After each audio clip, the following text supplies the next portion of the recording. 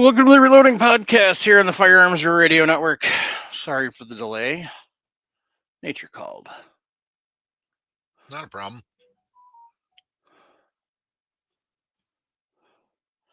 And my mouse is acting funny.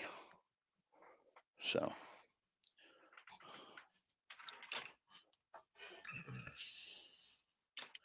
But.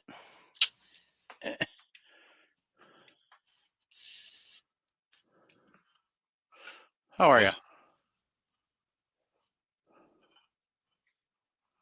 You there? Yeah. How are you? Hey, it was a rough week. We had, the problem in Utah, and Yep. And now I got my next door neighbor here decided he wants to mow the lawn in the backyard. That's not that big of a deal. I wonder if he gets close enough. Can I shoot him? I'm not sure what the legality is of that. Okay. I mean, theoretically, you can shoot him, but do you want to pay the consequences? That's what they keep telling me about all this stuff, Yeah.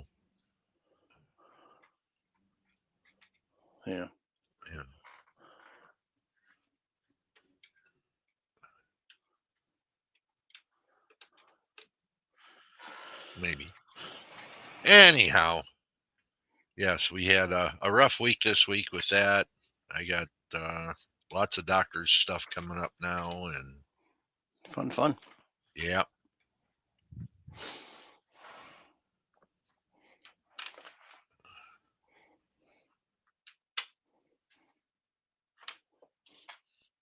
How about you?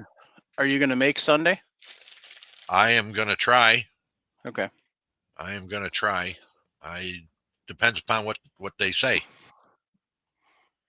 I got scanned tomorrow, and then we got an appointment with the doctor. So see what they want to do.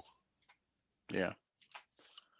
Of course, it's always hurry up and wait. It only took him, you got the okay where he could start work on me back in July. And only take them now to get a scan. And so, them cancer doctors, they're got a plush job. Yep.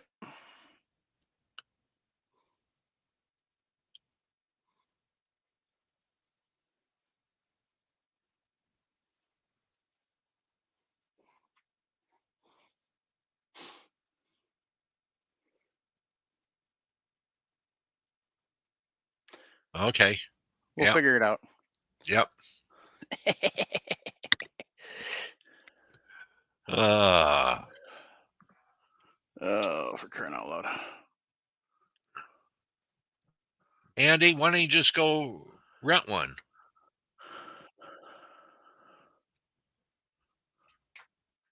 Yeah, they rent them. Yeah.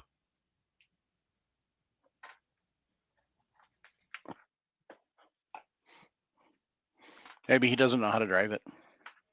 Oh, come on. They make them so they're easy to run nowadays. Yes, they do. The old day, they used to sit down and you had to really work them. Now they're just, Mm-hmm.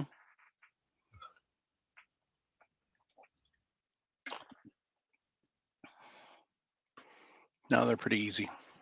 Yeah. Oh, he said landscaper is closer. Okay. Wow, that's generous, Vanessa. She said, if someone is attacking me, they will get first aid until help arrives, regardless of the state I'm in. I can see it now, Vanessa. You're sitting there giving them chest compressions and watching the blood spurt. Yep. You'll be okay.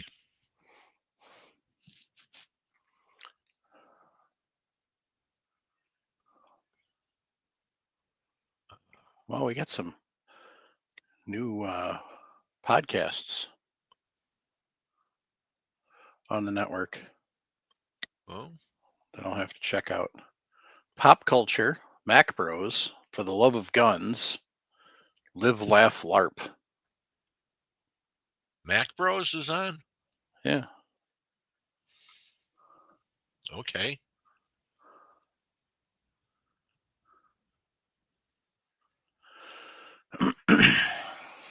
Interesting.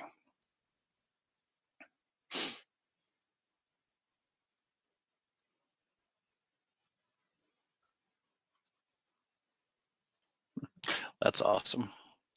On the link for Patriot Patch Company, it says if you don't like our patches, fix yourself. Uh-huh. Uh-huh.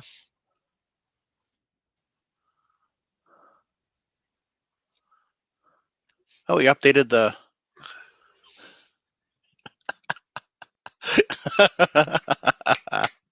Well done. Thank you. By the way, thank you, Russ. So, so the updated 4 rules of safety says treat every firearm if it was loaded. Never point a gun you're not willing to destroy. It's got a picture of a Chihuahua in the red dot site, and then it says keep your finger off the trigger until you're ready to fire. And then it says be sure of what your target and what is behind it. He's got the target, and then he's got a bunch of beef cows behind it. Oh, that's good. I That's love him. good. Well, I had a very interesting one just the other day, Sunday. That in fact, with run-in with the police here, Yeah. we had a trash panda stuck in the sewer, Oh storm God. sewer. Okay, Yeah. and my daughter, being a bleeding heart, Yeah. says, you got to go rescue it, Dad. So I go out there, and while I'm out there lifting the cover off of the storm sewer, they call the police, and the police come out, and it wasn't going to work because the storm sewer had a basket in it because they did construction in there, and it's a Hmm. sediment basket, and Yeah. so raccoon wasn't coming out. Yep. So as I had remember that now, 4 police officers on Sunday morning Uh-huh. at the house, my daughter hears a chirp coming from her car. Okay. Oh Uh, shit. a raccoon was underneath her car. Yes, inside in the engine compartment. Oh, good grief. So police officer takes the capture pole Uh-huh. and goes over there, and the other one opens the hood, and oh my God, it's a big one. Must be the daddy.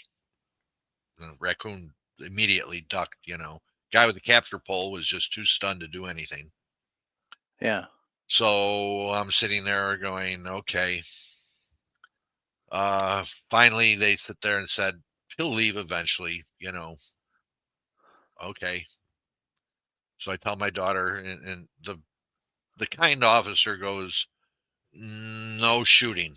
Okay. No putting bullets in the head of raccoon. Oh,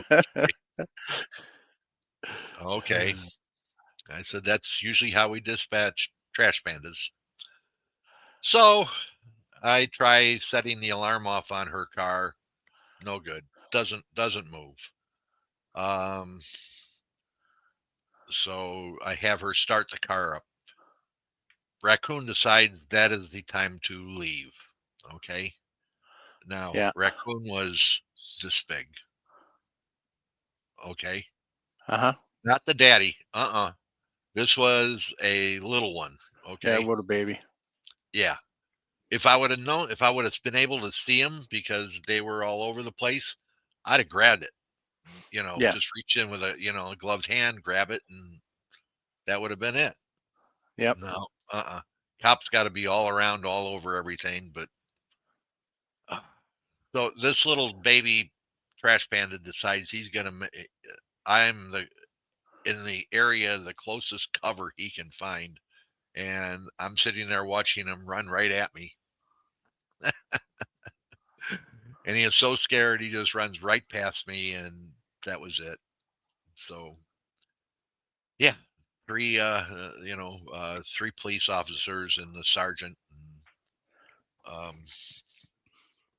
Yeah.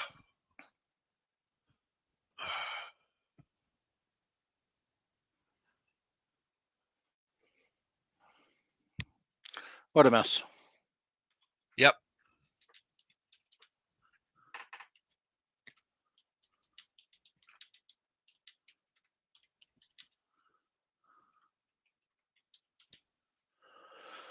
Oh.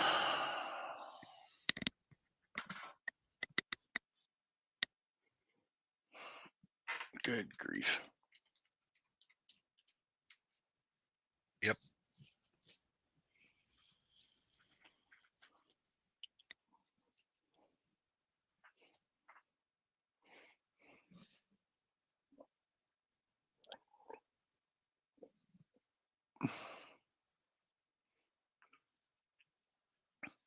So Raggle Fraggle asked how everybody is tonight.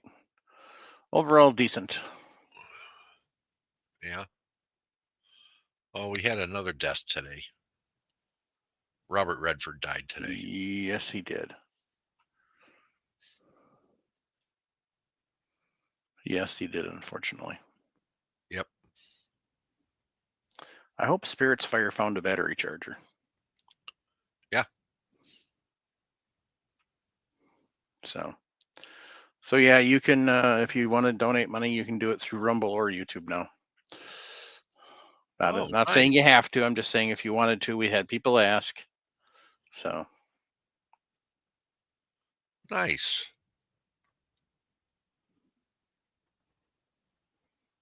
How about funding the through YouTube? Any funding yet for commercials and that kind of stuff? I don't know if I've got anything yet or not. Okay. I've got it set up. Oh, good. So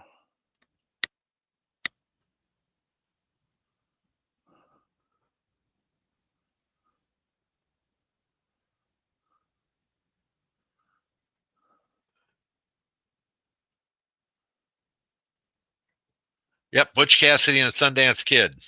There you go.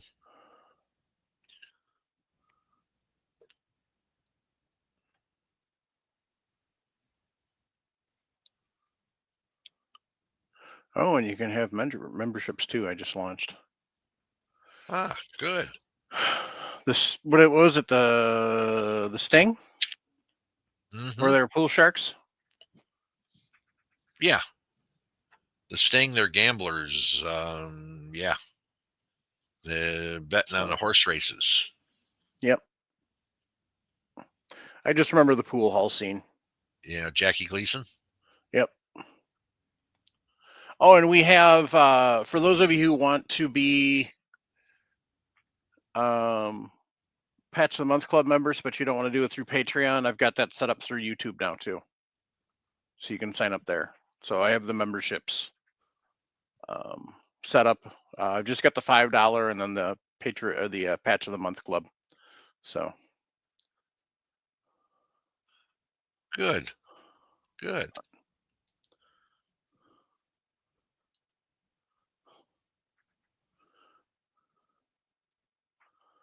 I haven't seen this thing in probably 20 years. I need to watch it. It was good. Back when they made good movies. Yeah.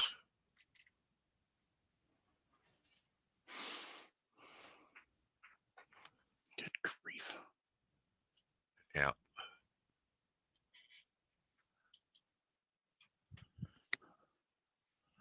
So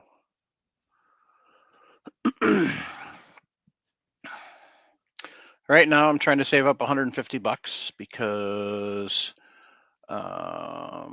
Dan from Inline is going to cut me a deal on a setup. So, yeah, you kind of can't really talk about Redford without talking about Newman. They were in a lot of movies together. Yeah. So,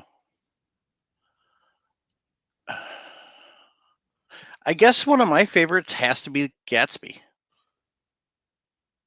Great Gatsby. Yeah. Because we read the book and then watched his movie. I haven't seen the Leonardo DiCaprio, and I refuse to. Okay. Version, but we watched Gatsby, and Redford was just perfect.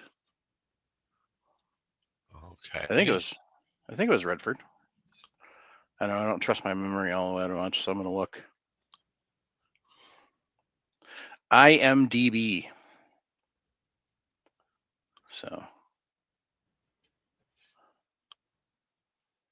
and if you want to know about firearms, IMFDB.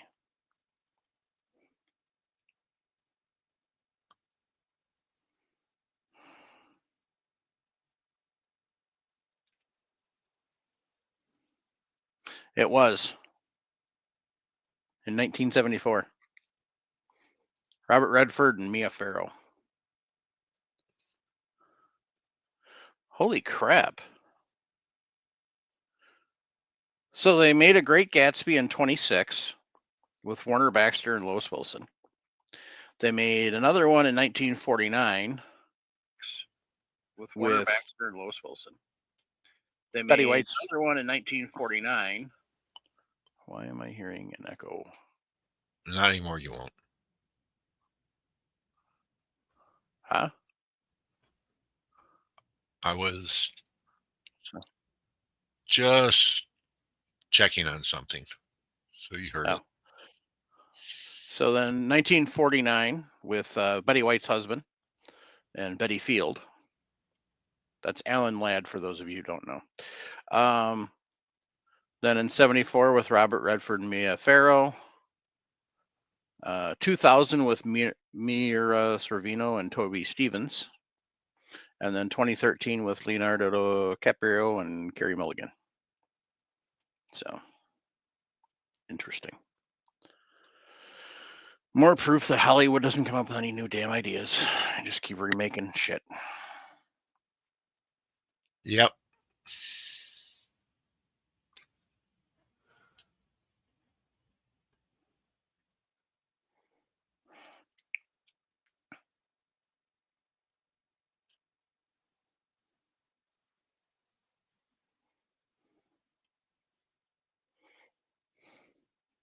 Damn it. Anyway, so yeah. Well, it's been an interesting week. Yes. Yeah, he was in A Bridge Too Far. Mm-hmm. I don't know. He did a lot of.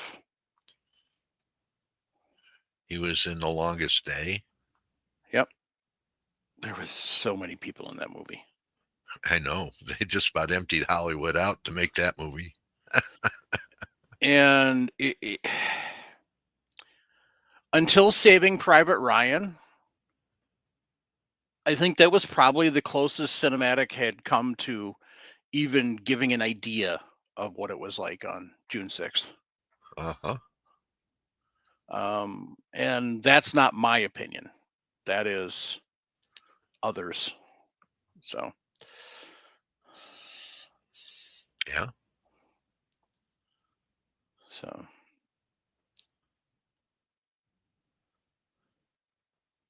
Yeah, they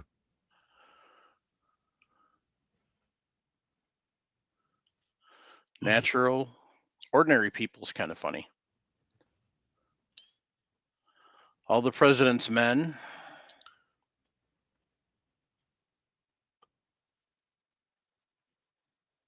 He has a long list of films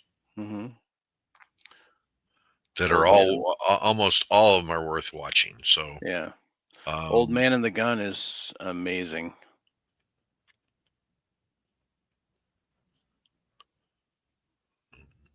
Chicagoland. Yeah. But yeah, he really didn't. I don't know if he really made a bad movie. Probably one of my favorites though is A River Runs Through It. Yeah. Horse Whisperer. Yep. Yeah.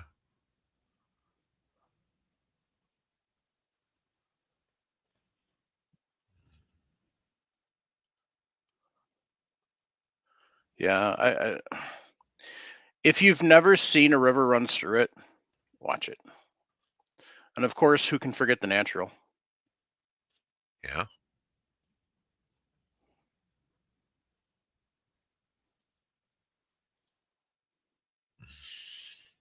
Just so many good movies. So, anyway, Yeah. And then we had Charlie Kirk. yep. Murdered, Yes. assassinated, right in front of his family. Hell, you could watch it on Instagram. Yep. Yeah, when I saw the video, I kind of, this was like 2-3 hours before they announced he didn't make it. But as soon as you saw that video, if you knew anything, you pretty much knew he wasn't Yeah. gonna, because that was a catastrophic wound to the neck. Yeah. So, but yeah, he's just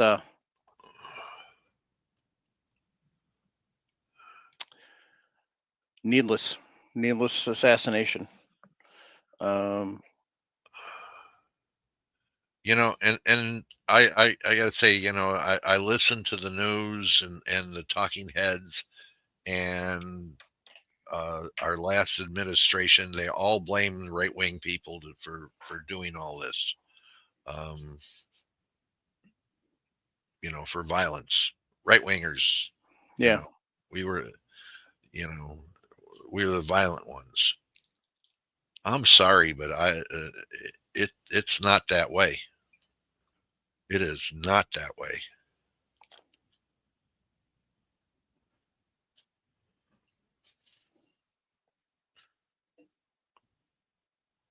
Sorry, serious work going on here. Yep. For those of you listening, I was pouring whiskey into my Mountain Dew bottle.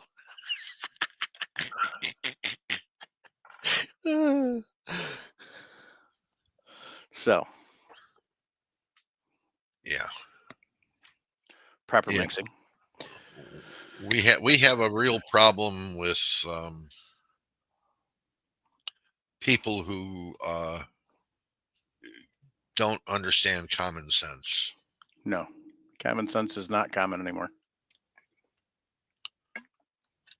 So, um, a lot of people have been outed,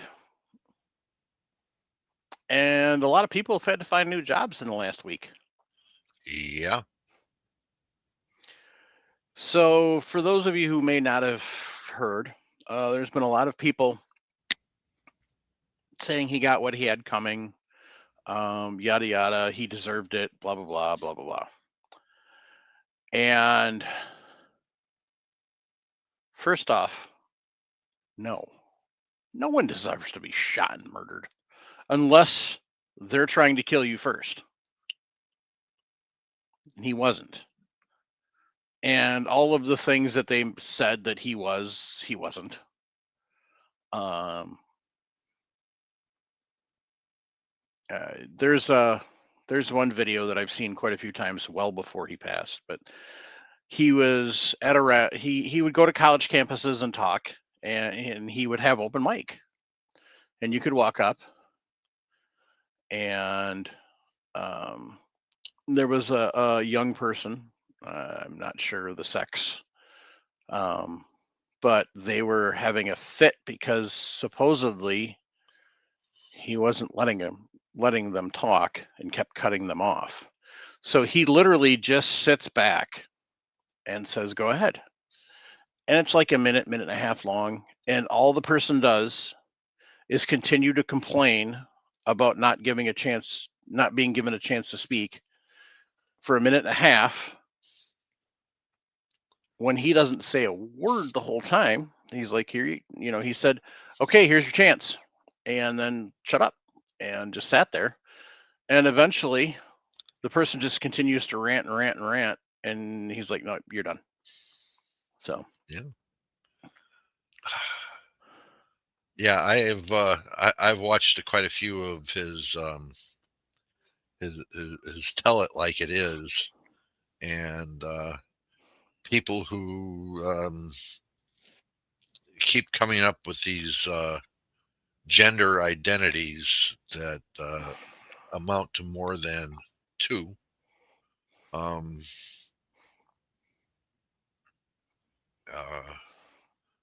which is, if you have the X or the Y chromosome, that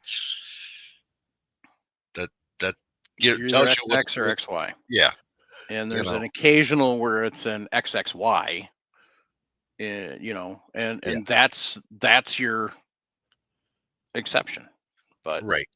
But it, other than that, I mean, um, and just telling them like it is. I mean, yeah, and people, I understand how they may feel about certain things, right. but you know, gender equality is you got a male and a female. That's basically what you have. You don't Yeah, and have. unfortunately, you have, let's face it, there's a lot of men that have figured out, oh, wait a minute, I can say I'm a woman and I can compete in women's sports and I can win. Oh, definitely, definitely. And we've had all these people have been given participation trophies, and so they expect themselves to win, and so now they're going to win by whatever they can do to win. Hmm. And there you go. Yes. And one of the things that made the United States really great was we are a country of winners. Okay, Yep. we like to win. Hmm. You know, and in order to win, we have to be first. Yep. That that's it. There is no. Yeah, you played a good game. You get the sixth place trophy or whatever. Right. You know, Right.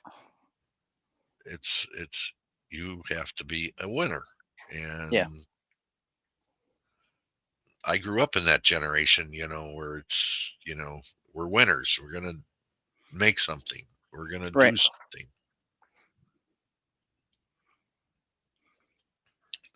Nowadays, I don't see that. Yep, you did really good. Pat on the back, and Well, that's because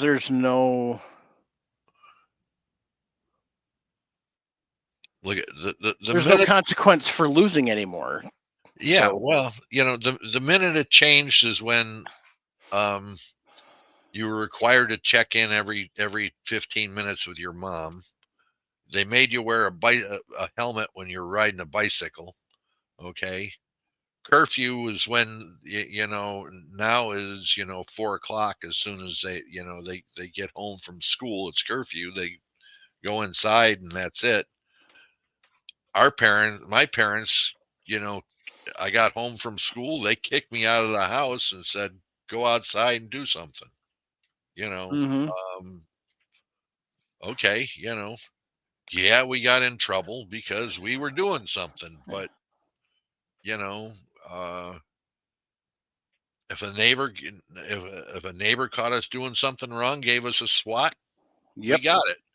And then they'd turn around, call our parents up, and say, "You know what Johnny did or what Paul did?"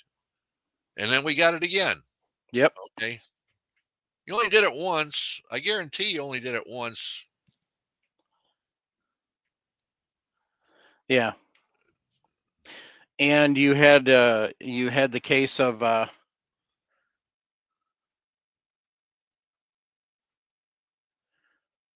You had the situations where when the parent went to school, it wasn't what did you do to the teacher? It's what my kid do? Oh, What my definitely. kid Yeah. do now? Uh-huh. And I blew teachers away because when we would come in and we would talk about something, I would go, "Okay, what did Eli do now, or what did Elijah do now?" And the teachers would be like, "What?" But yeah. I'm like, "Oh, were you expecting me to blame you?" Well, it's what? No, it's not your fault. It's my kid's fault. Yes. If I turn around and find out it is your fault, that's a different conversation for a different time. Yeah. So, but hey, Raggle Fraggle, you forgot the chemistry sets.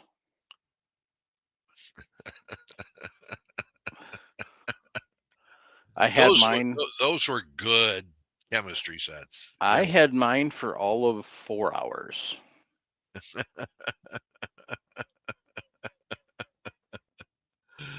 Oh. Let's just say I figured out how to make something go kaboom.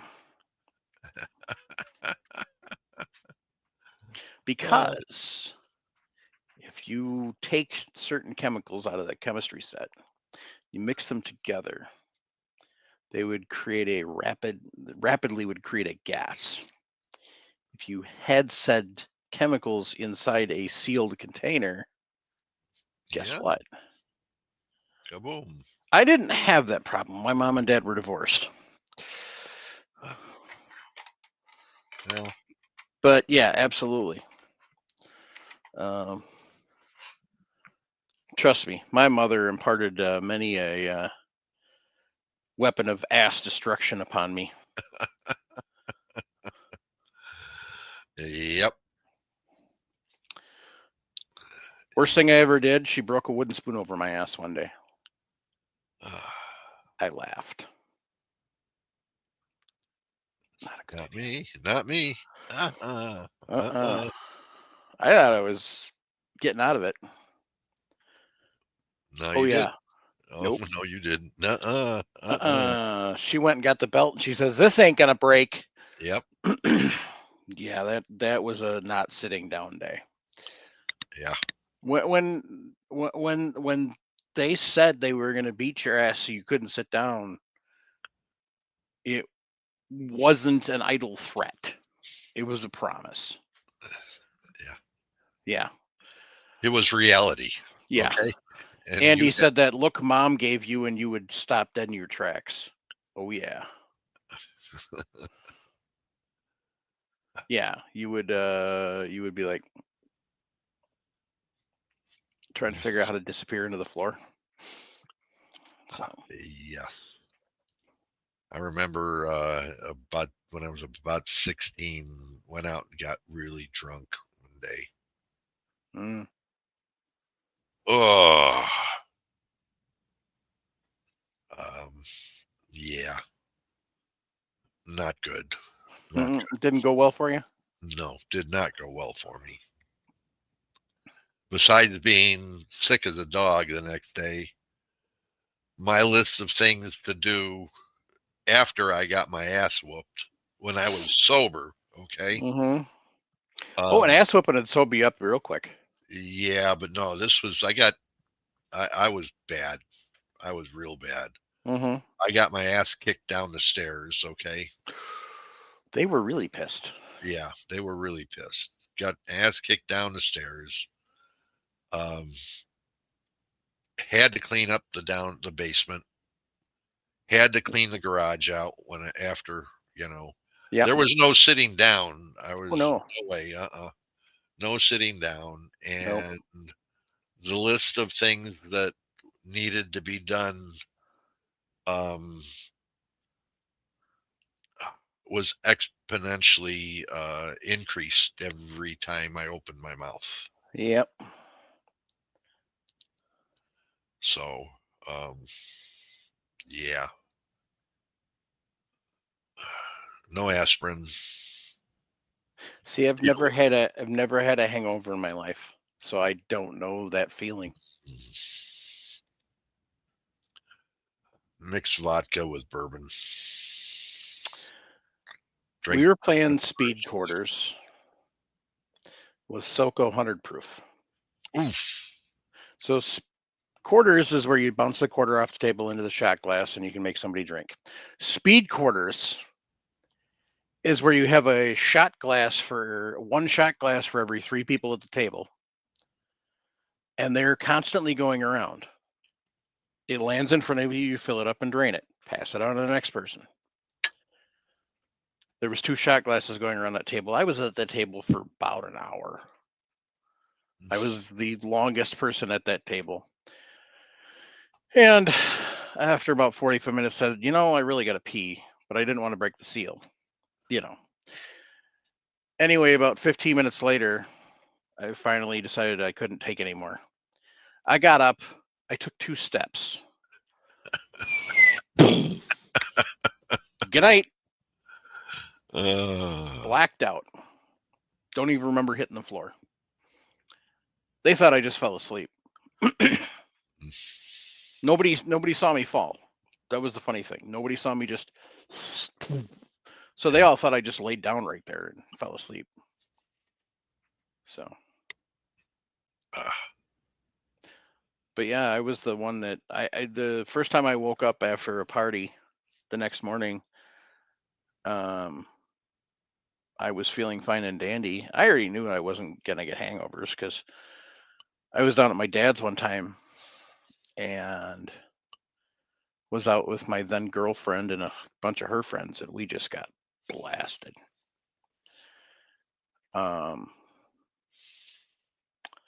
And came home to my dad's, thought I snuck in, and I didn't, of course, because when you're drunk, you think you're sneaky. You're not in any way, shape, or form. Anyway, so all he did is my bedroom faced the east. So all he did is wait until the next morning, open the curtains, probably about 3 or 4 o'clock in the morning. So when the sun came up, it brightened up the room really nice. And then breakfast was sunny side up, eggs, lightly cooked bacon, and toast. All nice and runny, guaranteed to, especially once you pop those yolks, most people, away you go. I just pounded it down, and he's looking at me, shaking his head. And he's got the record. I don't remember what he had playing, but he had something playing on the record player really loud. I think it was Kansas, but I don't remember. But I'm just bopping along to the music, pounding down breakfast. And he goes, "Son of a bitch," when I was all done. Like what? He goes, "You lucky son of a bitch." I'm like, "What?" He goes, "You got your mother's drinking jeans." And I'm like, "Okay, what's that mean?" He goes, "That woman could put it away." So yeah, I was blessed with her drinking jeans when I got home, and he told her, and she goes, "Well, that explains why my Canadian Club is tasting pretty funny lately." Canadian Club whiskey's beautiful because it comes in a dark brown bottle. So all you do is you just top it back off with water, and nobody can tell when they just look at the bottle till they taste it. So I did have to reimburse her for the Canadian Club whiskey. And so she told me, says, "I'm obviously not going to be able to stop you from drinking. So I ask you be responsible. Don't get in the car with anybody who's drunk. And if you need a ride, give me a call." So. Yep. And she always made sure I had a quarter on me because we had pay phones, not cell phones. Oh, what was a cell phone? I mean, come right. On. I am Irish. She is German. Oh, good mix. Yeah. So I am Irish, German, and Danish. Mm-hmm. So I'm a hot-tempered beer swilling pastry maker. Yep. But yes, I am Irish. I am a full third Irish. Yeah. See, my dad never, my family never kept booze in the house. Well, my grandparents did, but Yeah. you know, my parents didn't have booze in the house. My dad's idea of lunch was to go have a liquid lunch someplace.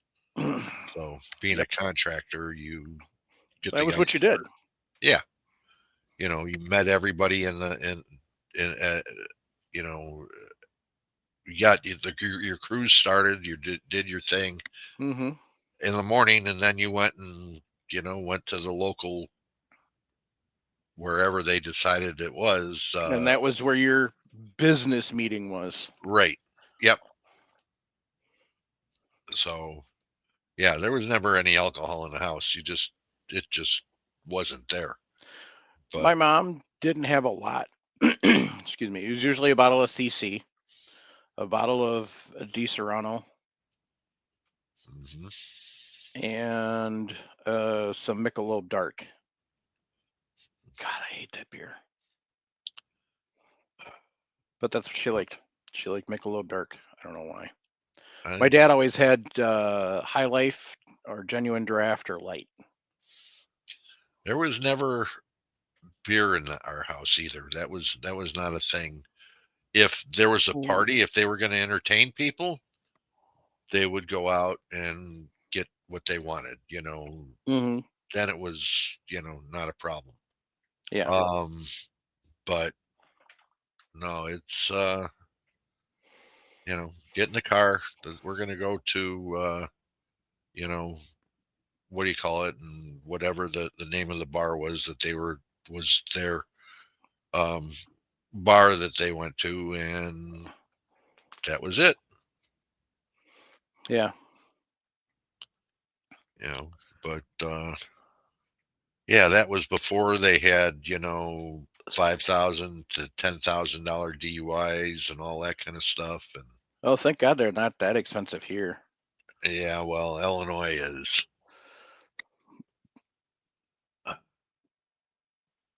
Yeah. Miller High Life and OJ said the Lost 40. He said redneck mimosas. I've never tried it, but it sounds interesting because I can't actually drink regular mimosas because that's the only thing my mom said ever gave a hangover was champagne. Oh, of course. But The I hate champagne anyway. sugars. Yeah, That's what gets you, is the sugars. It's not that sounds good. you know, but I don't know. I could drink like a fish. We started at 9 in the morning one day, my buddy and I, out at the farm, and at midnight I was still walking. Was not straight in any way, shape, or form, but I was still walking after putting away 72 cans of oh, genuine draft oh, oh, in 15 hours. oh, boy, no, no.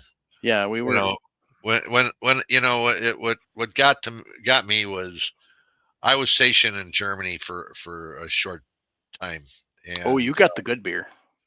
yeah, but here's these you know um, guys that yeah, okay, it's the weekend, okay, they just got paid, they go over to the PX, Mm-hmm. they'd buy 2 or 3 cases of you know Whatever.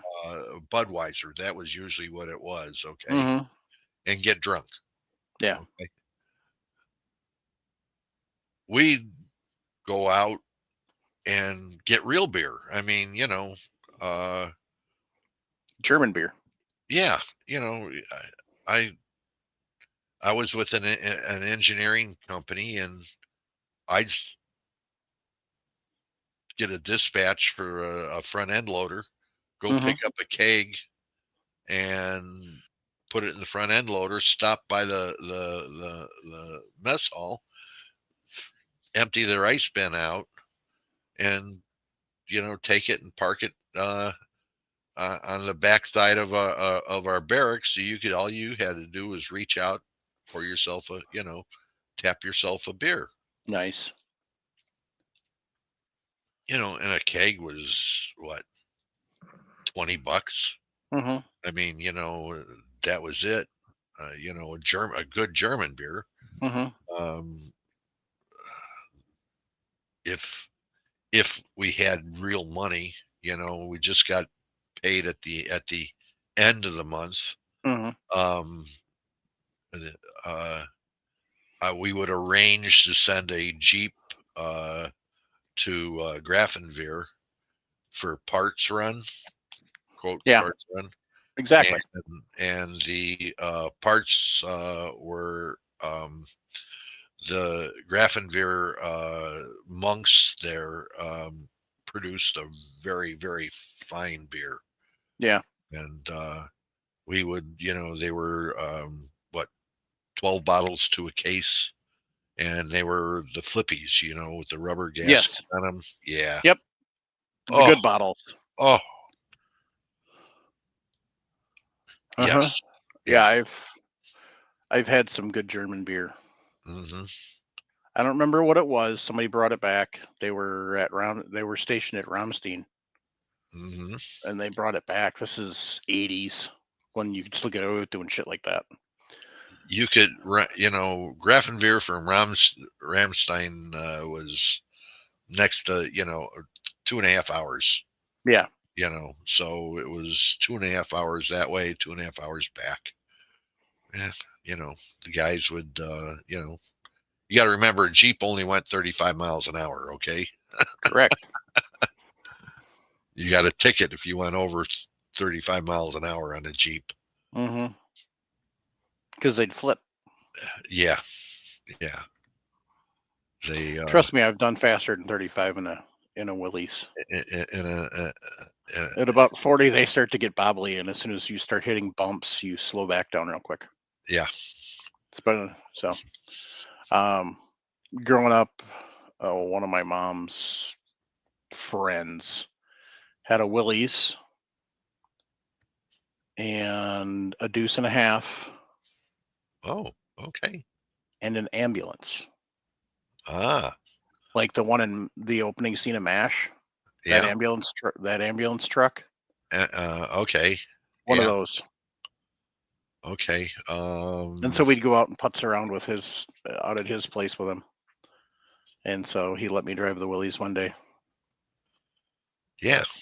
And the old M151s. Yeah. Nice. I still want a deuce and a half. Yeah. So if you suddenly see a picture of a deuce and a half that I own on my Facebook page, You want to do? You want a deuce and a half? Not one of the newer trucks that they have? I don't know. I haven't looked at the newer ones. Oh, newer ones are nice. Yeah. Good night, Yeah. Andy. Yeah, we'll get to that in a couple of minutes here. He said, "Night, everyone. Gotta have to watch the rerun to see the SDB."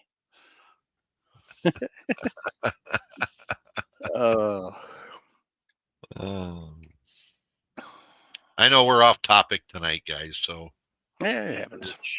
yeah, So, there's only the two of us to reminisce. Yep. So, but we don't have much left with the SDB anyway. We've just got to set the dies and powder charge, and away we go. Yep. So, but I don't know. I turned 51 this year, and I've still drank less in the 30 years since I turned 21 than I did in probably like 7 years before I turned 21. I would almost say the same, but the problem is that the booze that I went through was a lot more expensive after 21. Yeah. Well, I don't drink to get drunk anymore, so I don't buy cheap beer. Well, I mean, it's I was a Scotch drinker, so I'd sit down and Scotch I can be expensive, especially if you're not drinking Cutty Sark. yeah, single malt scotches were, $20 a bottle, $30 a bottle. Then all of a sudden, now they're 150 or 250. Well, it depends on how much age you want on it and who makes it. The best one was Glenmorangie had discovered a cask from 1933. Oh my goodness. Okay. So they decided to auction off the bottles Mm-hmm. that they poured. I was up to $20,000, but when my wife found out about it, Oh my God. She had to kill you. yeah, and I that was it, and the bottle went for 65,000. Oh, I believe it. Yeah, but I was sitting there going, yes, yes, yes, no, oh damn. Mhm. I had a back room, a sun porch in my house in Woodridge, Yeah. and I had cabinets that I just put all the bottles up that I had, just full bottles, not Yeah. empty, but full bottles. Mm-hmm. And one day I had 400 bottles of scotch, different scotches up there. Not the same, all different. Nice. And then what? Then I drank them. That's a lot of drinking. Yeah, but I mean, we'd have friends over. We'd open this one up. They'd try this. They'd try that. Mm-hmm. It was, you know, it was what we did. I mean, you tried different things out. Some people liked them, some people didn't. Yep. Scotch is a very acquired taste, so Yes, it is. I've had one.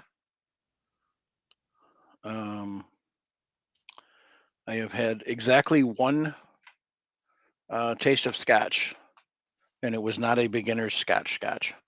okay. It was Lefrog, or however you pronounce it.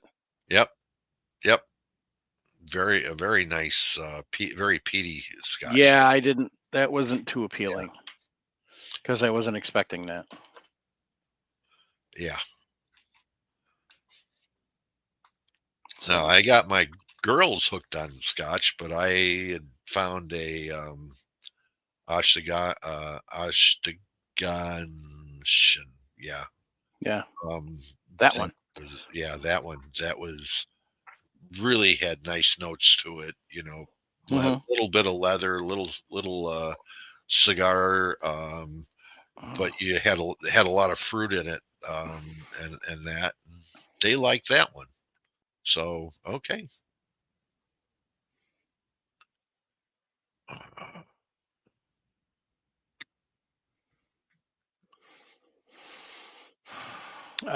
Usually my whiskey is neat or on the rocks. And if it's on the rocks, it's on the rocks at home, which is a plastic ice cube, so it doesn't water it down. Uh-huh. I don't. Supposedly, by putting water in the whiskey, it brings out different flavors and stuff, but I don't know. It, well, branch water is what they would call it. In other words, water from where it was made. Okay, Yeah. that's what's supposed to bring it out. Hmm. And then you're not putting a lot in. You're only putting a touch in. Yeah. Okay, otherwise it's not. An ice cube in a scotch is wrong. Yeah. Well, most of the time I'm drinking straight whiskey. It's Jameson. Well, So that's a good Irish whiskey I do not like Prepper 12. Or Mhm. no, I haven't tried Prepper 12. Must say. Tullamore Dew is nasty. I do not like Tullamore Dew. That is garbage. That is like that's the Fleischmann's of Irish whiskey.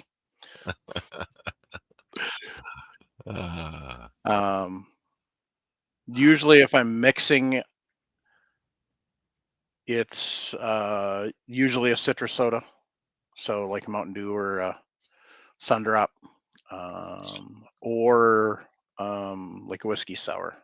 So Squirt, Fresca. Nothing. No sweets. No nothing. Uh-uh. It Yeah. A little bit of water, and that's it. No ice. Lost 40. I also like a nice Dry red. dry red. It depends. I mean, Oh, thanks. I'll pass. it depends what I'm going to have for a meal. I can sit down and say, okay, a good red, a Sauvignon, or Merlot with a good steak. Yeah, that works. Um, you know, A nice iced cold spotted cow with a steak is delicious. I can't stand one.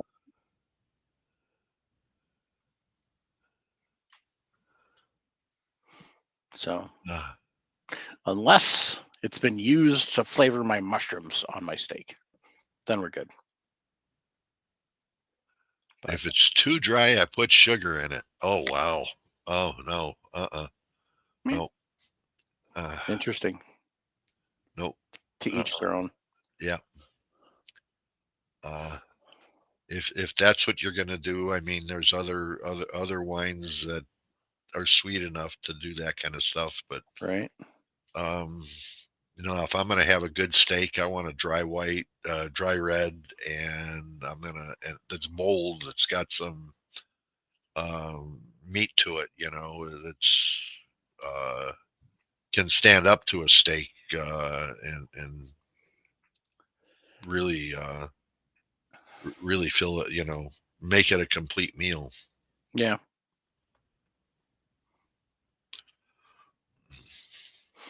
Of course, there's, I'm in Wisconsin, so brandy old fashions. Well, of course, yes.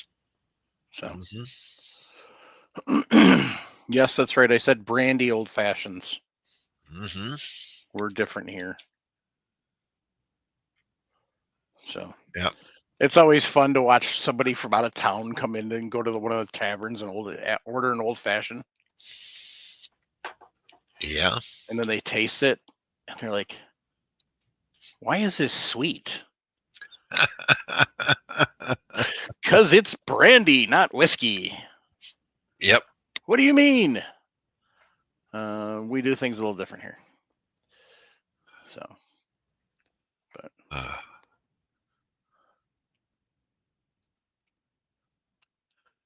yeah. I don't, I understand the desire to make your own wine and to make your own beer. What? But there's too many choices out there in wine and beer in order to make your own. Yeah. Well, I mean, some people do it for fun. Some people, well. So, some people say that about ammunition too, but that's a lie. So we make our ammunition for different reasons. Correct. If you're looking just to save money, you ain't going to do it reloading. We know that. No. It allows you to shoot more. So. Or just make better ammunition. That too. I mean, there's a lot of tools and stuff that you buy to make better ammunition than there is, you're not making more, you're probably making less. Yep.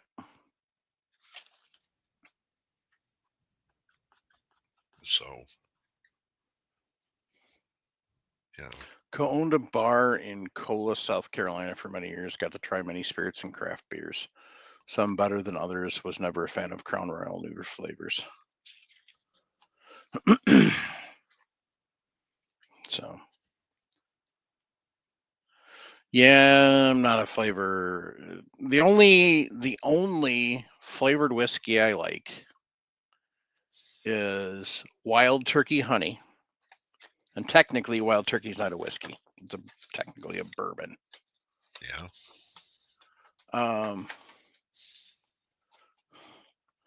But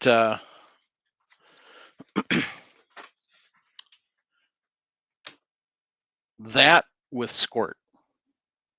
So basically, kind of like a whiskey sour but then the honey offsets the sour.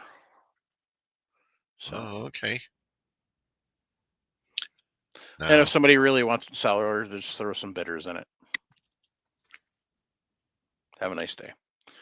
I know you can't do this where you are, but where I am, or when I was employed, not after I had sold my business, I was employed at a couple of places, and I kept a couple of bottles in my drawer. Mm-hmm. You know, for My high school vice principal did that. He kept a bottle of Jack in his drawer. yeah. He thought it was locked. Well, yeah, it turns out a kid that's got a halfway smart brain and has a Swiss Army knife can pick the lock real quick. So when he finally retired at the end of my junior year, I bought him the biggest bottle of Jack they had at the time.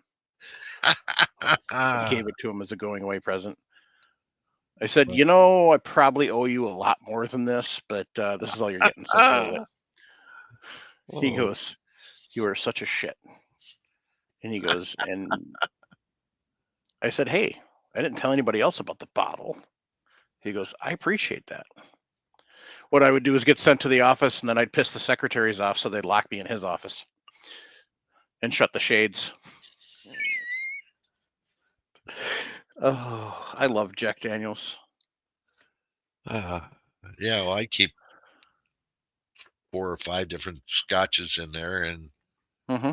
the end of the at end of the day, if the boss wasn't sending us out on a thirsty Thursday, Yep. just break out a bottle, pour a couple, and sit back and discuss the week. Yep. Um, you know, hell, I had suppliers giving me stuff. Yeah. I ain't taking it home. That's sacrilege. So Lost 40 said Fireball and rum chata. It's like drinking French toast. That could be good. Fireball. Oh, jeez. Regal said he's acquired a taste for rye whiskey. Okay. I've Okay. not tried rye. I got to get around to it. I keep forgetting what to get a bottle of Bullet. Rye is a Canadian drink. Okay. Mostly Canadians like rye whiskeys. Yeah. Um. What rye was also in. That was the common whiskey you would find out west Hmm. because first off, it was cheap. It was a lot cheaper to make rye whiskey than it was corn. Well, you didn't have corn. Rye grew everywhere. Yeah. Rye was a staple for feeding horses. Yep. I don't like those two words, Regal Fraggle.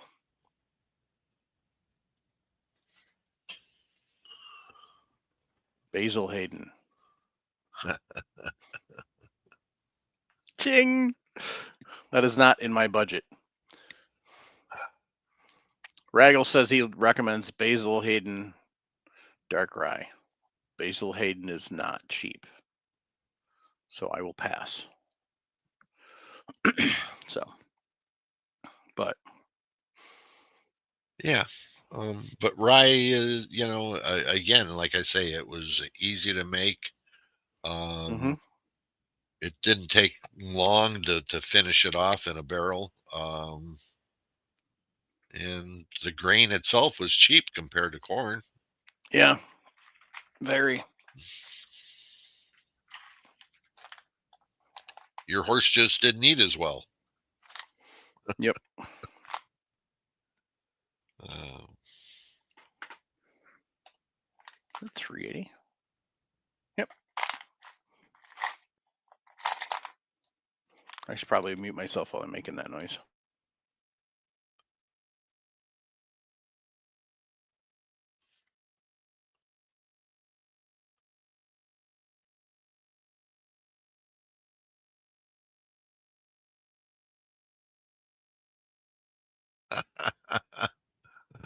Way to go running with scissors. Yep.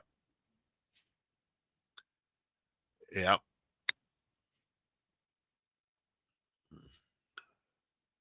I don't blame you. Yeah. I don't blame you. Not a Cognac? co- Nah.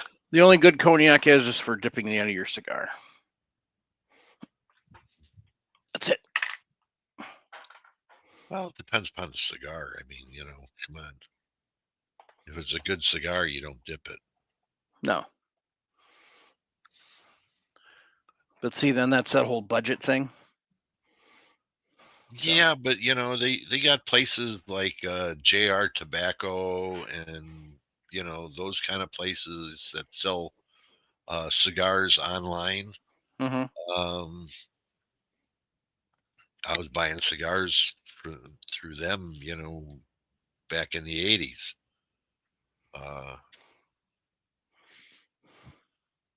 Yeah, they used to have some really, really good cigars and at reasonable prices.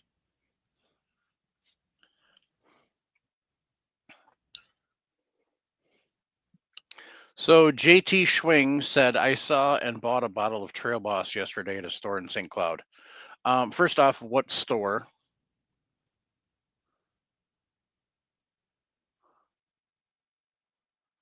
That's what I'm curious about. Trail Boss, wow. And then he asked about Screwball Whiskey, which is a peanut butter whiskey. Okay. Nah, never touched the stuff. Yeah.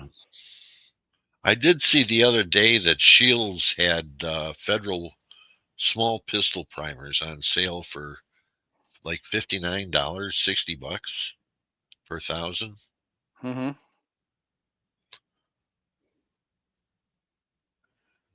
Where everybody else is 80 and 90.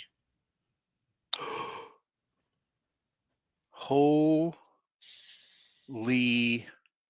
crap.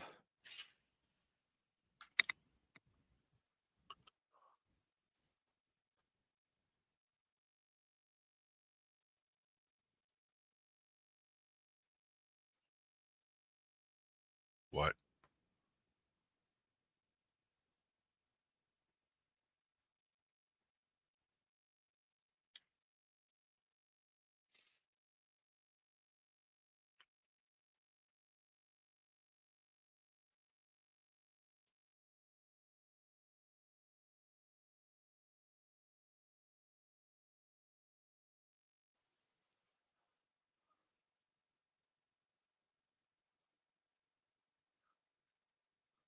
Am I back now?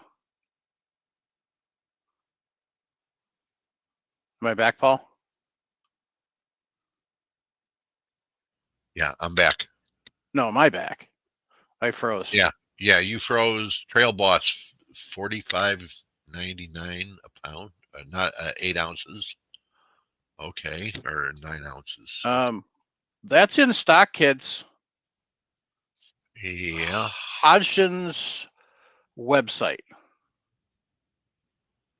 9 ounces of Trail Boss. $45.99. They're out of the 2-pounders. But they do take sizzle, so there you go. Mm-hmm. So Trail Boss is back, kids. Holy crap.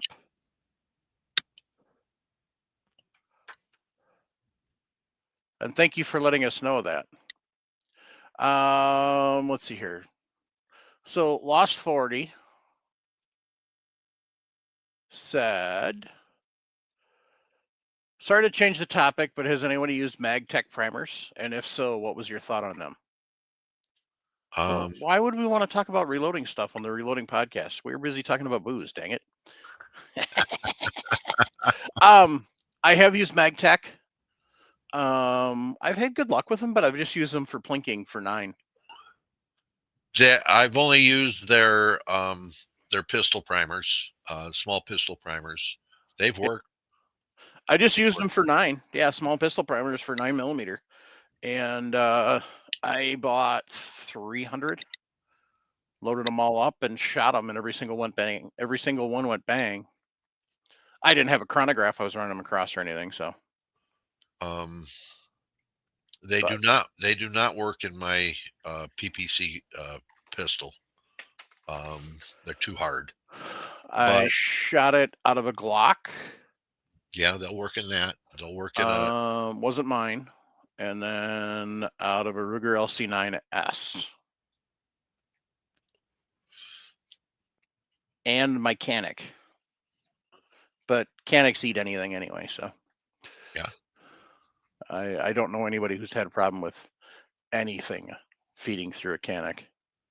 If you've had a revolver that's had an action job on it to be double action only, it probably will not work with MagTech primers. Most guns that are double So action, they're a little harder. Okay. The only ones that using that are Federals. So yeah. They're the softest pistol primer that's out there. And in fact, if you go to most places that do action jobs on revolvers, they will give you an option of doing standard or light, and works with Federal primers only. So, and that's just not Clark. That's most gunsmiths that do action jobs for double action only.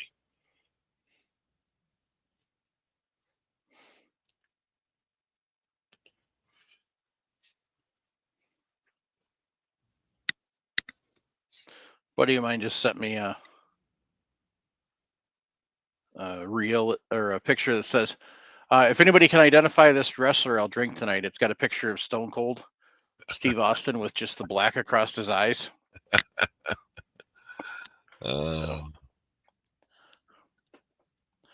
So yeah. I forgot to send him a picture of this. So this is Keeper's Heart, and it's actually pretty good. Aged 10 years. Irish whiskey.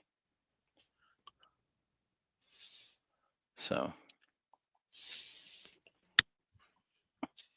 but Irish whiskey finished in Malaga wine casks. That explains the different flavor. Yeah, you got a lot of scotches that are done in sherry casks and yeah and such. First off, every scotch is done in a bourbon barrel. Okay. Right. So you have to have a cask that was done in bourbon. Then they sell them to the Scotch people, to the Scotch makers, and go from there. And then they may get finished in a port or a different barrel. So this Irish is aged in bourbon barrels as well. Mm-hmm. So. Yep. Ooh, 6 a.m.'s no fun. Running with scissors. Have a good night. Take care, Running with Scissors. You have a good one. So I've got this little piece of brass here. Ta-da.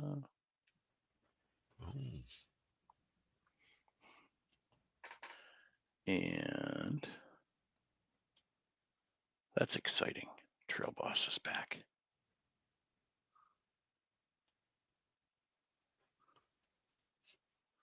Ollie, quit licking things, you dork.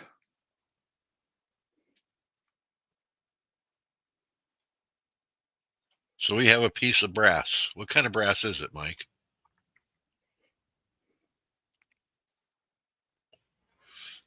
Too far.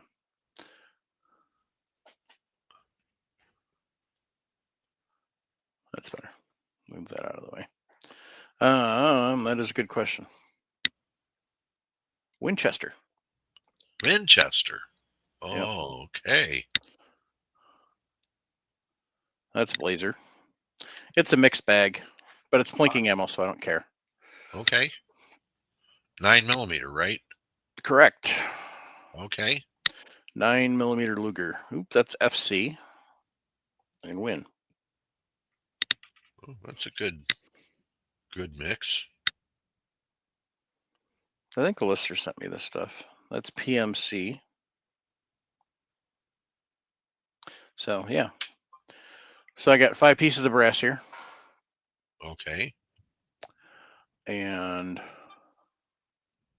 so what we're going to do first is set this up.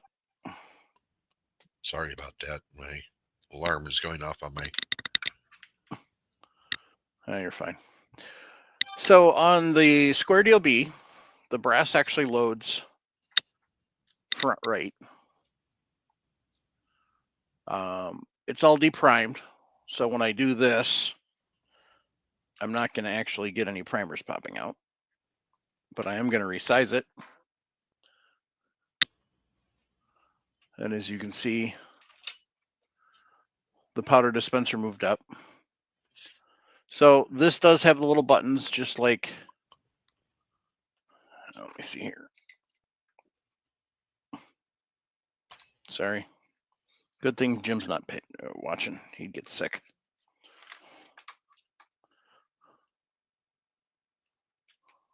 Ooh.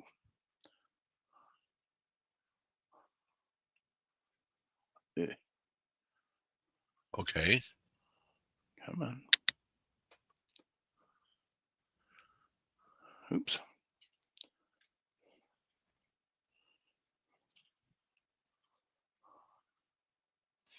Okay. So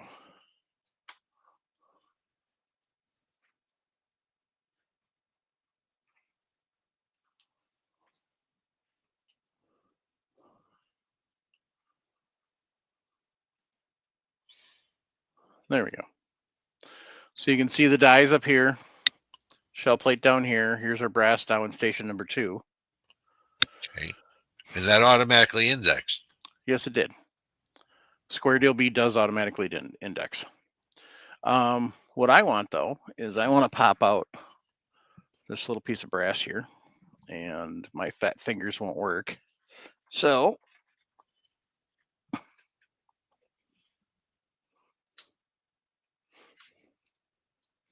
we grab a assist tool. And you got to do this carefully, because otherwise the lovely little piece of brass will go flying. And so this is just literally like a little, looks like a thumbtack almost. But it's what keeps the brass in. But when you take that out, you can slide your brass out. So now there is no primer seated. Why is that, Mike? Because I didn't put any primers in here. So in order to have primers,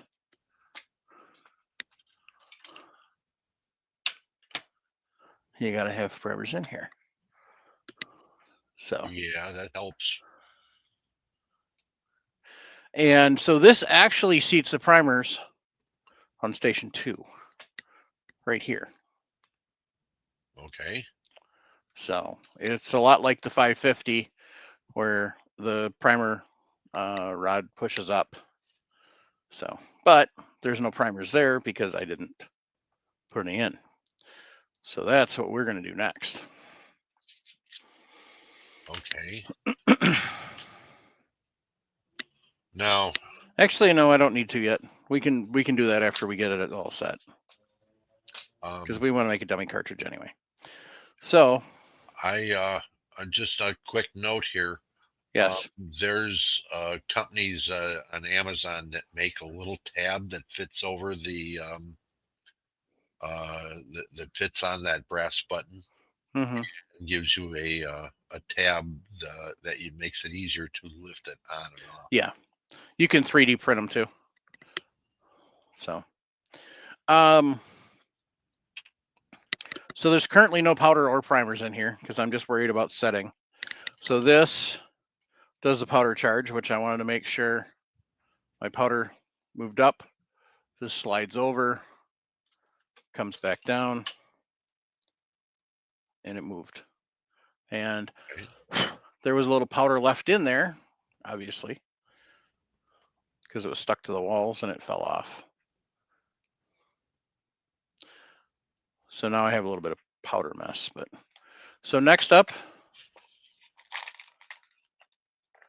is bullet seating. So we take our bullet and we set it on there. This actually is set to flare at the same time as it puts the powder in. And so it flared just perfect. And so now I'm going to run this up again. See where we're at for bullet seating. And it indexed again.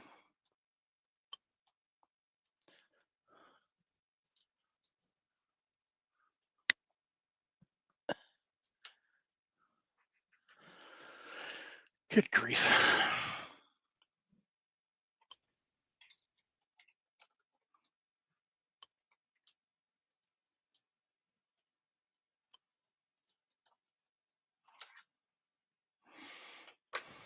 Always make sure you grab that and set it off to the side right away, because otherwise it will go kablooey. So here's our cartridge. Okay. So what we need to check is we need to check and see if we hit the correct seating depth. Looks a little long. Yes, it does. One of the things that you will pick up the habit of doing after loading quite a bit is you can kind of eyeball it and tell. And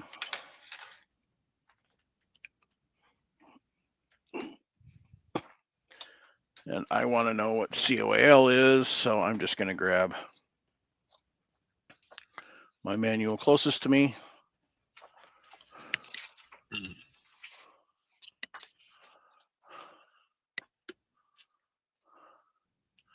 Which is the Lee. There we go, 9mm.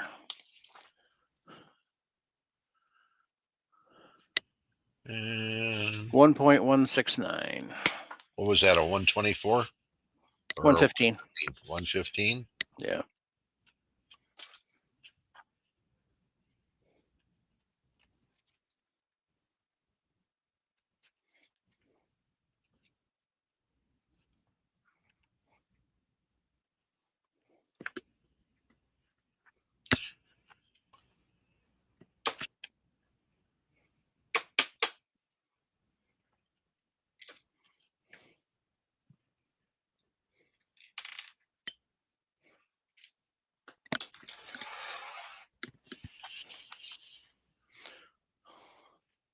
So one of the smart things to do, even if you have a cheap caliper, is they put this cool little hole here and then this one here, so you can put extra batteries on it. Oh. Because I just tried to turn this on and it would not turn on because the batteries were dead. So now I have batteries. Okay. What'd you come up with, Paul? 1.169. Fantastic. Wow. This shows 1.158. So we were wrong. It's a little short. Oh.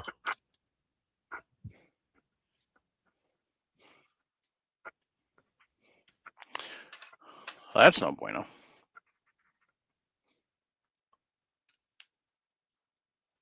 So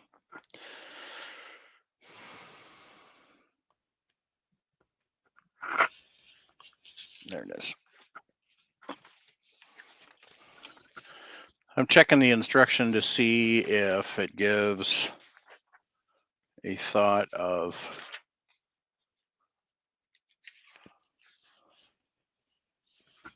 adjusting. So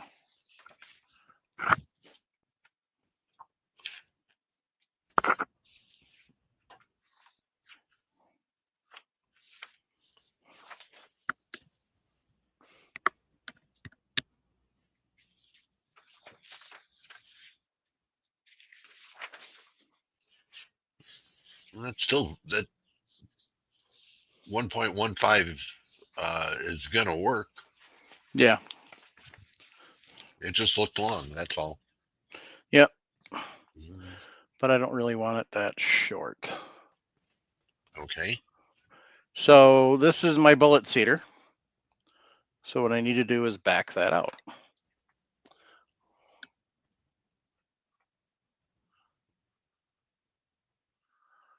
How much do you think I should go, Paul? Quarter turn? Yeah, good quarter turn. All right. There we go. So what size wrench are you using on that?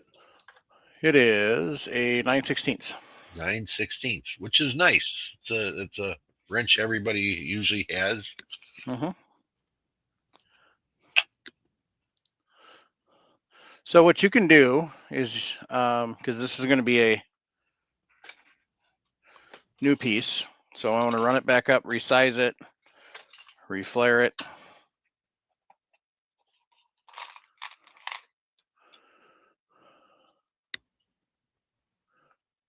And then run it back up and seat it again.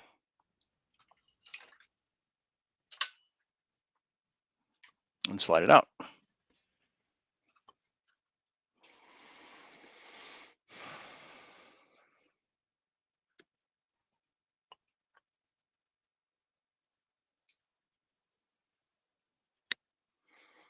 $1.164. Not bad. Nope, not bad at all. So I'm still going to go a little smidge.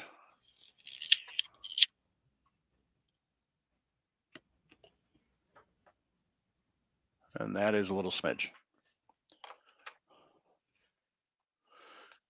And try it again.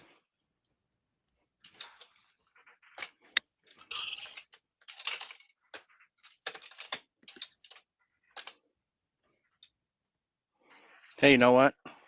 Got to put a bullet in. Can't see the bullet if you don't put it in there. Yeah. So. Yeah, but you just knocked the flare out of it. No, I didn't. No? No.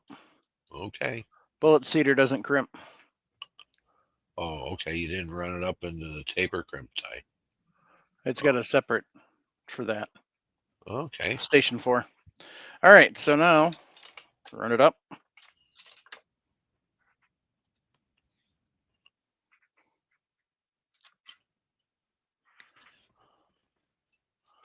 Always remember to zero your caliper. Mm-hmm. Every time. And don't push real hard on it either. No.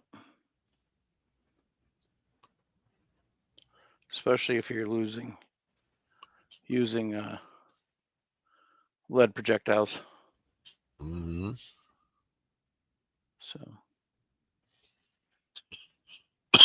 165 again. So that's one of those. I'm just not going to bother messing with it. So For what? 400? Yep. So make sure it's off. Put it away.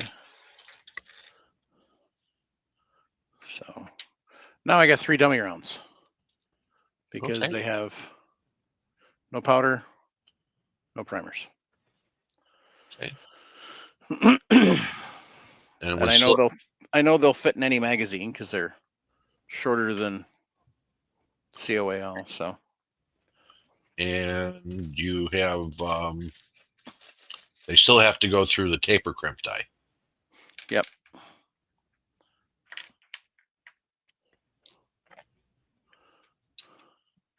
So what I can do, slide that back in, run it up, and it goes right into the bin. It ejects it on its own. Wow. Yeah. So now, nice and smooth. Yeah. As opposed to this one where you can kind of see that the crimp's still there. So the flares. Yep. Mm-hmm. Yeah, so it's got a wire right here. Okay. That kicks it out. Oh, nice. And plus it's auto index. So Yep. just remember, don't short stroke the handle, guys. Yeah. So, and what you want to get in the habit of doing is pushing forward every time. Mm-hmm. Because what I'm doing every time I push forward is this is going down further and it's getting ready for that primer. All right, so now we've got the dies set right. So the other two things we need to do is we need to load it with primer and powder. And then we need to check Our powder charge. dispense. Yes. So. All right. So, and the reason I'm loading the primers first is because if the primer isn't in the bottom of the case, then it's not going to catch all of the powder. And I'm going to have powder all over the place. So,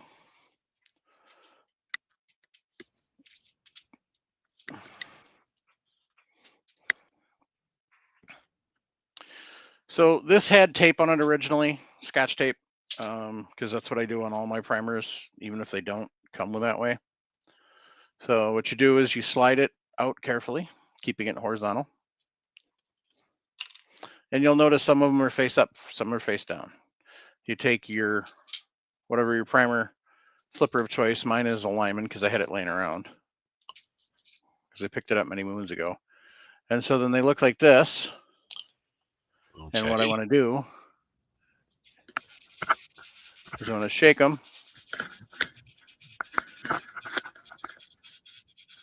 until they're all anvil side up. Okay. And then what I do is adjust the camera so you can see.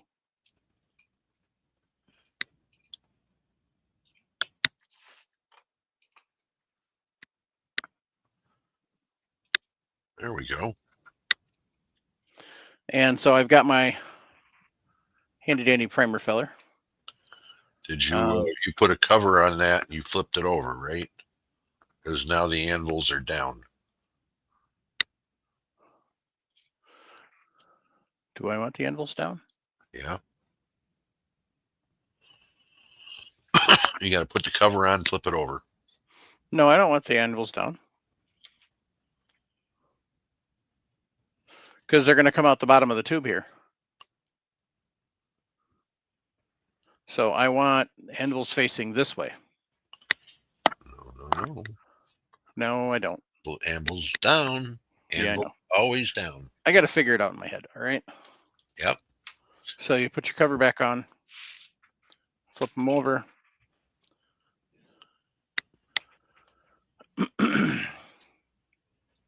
And they should all be shiny side up. Yep. That's what you want. And then this is the one for the large primers for a different unit. That's right. Those are sitting there. So I take my blue and yellow. Mm-hmm. I pick them up with the yellow. Yep. And it's just like this. Yep.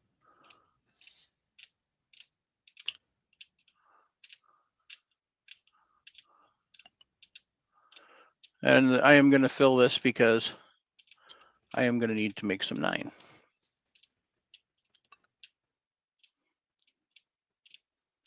Because I'm getting low.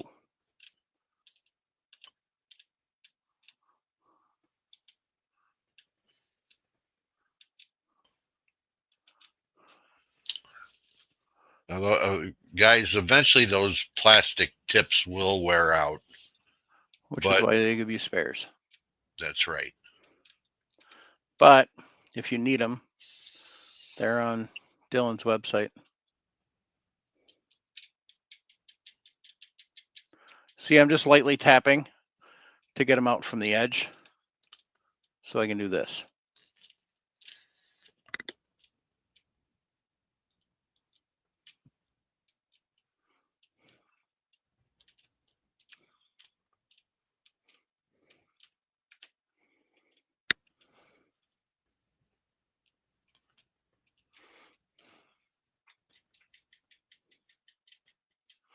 And I can flip this all over the place because they're not coming out this end. And there's a cotter pin in there. Hairpin, whatever you want to call it. Yep. But you do have to be careful because as these get worn, or like I had to last week,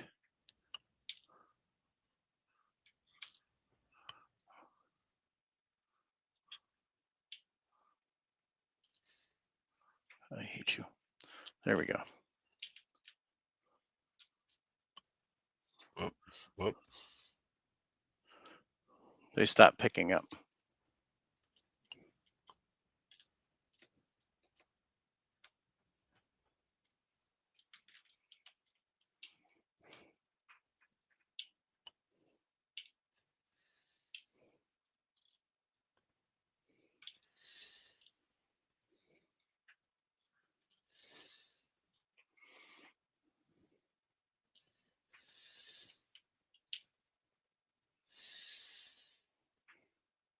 And sometimes you just got to pick them up and shove them in.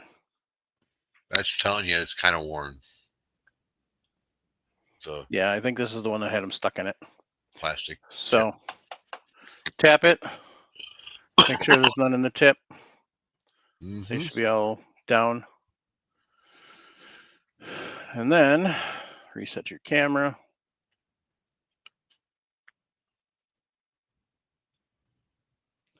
Pull your primer follower out. And I always take this off because I have a unnatural fear of not getting it lined up right. Well, that's where I disagree because I usually put a really good bevel on my. So, I mean, it's got a it's good got bevel on it. Got a bevel there, but I take a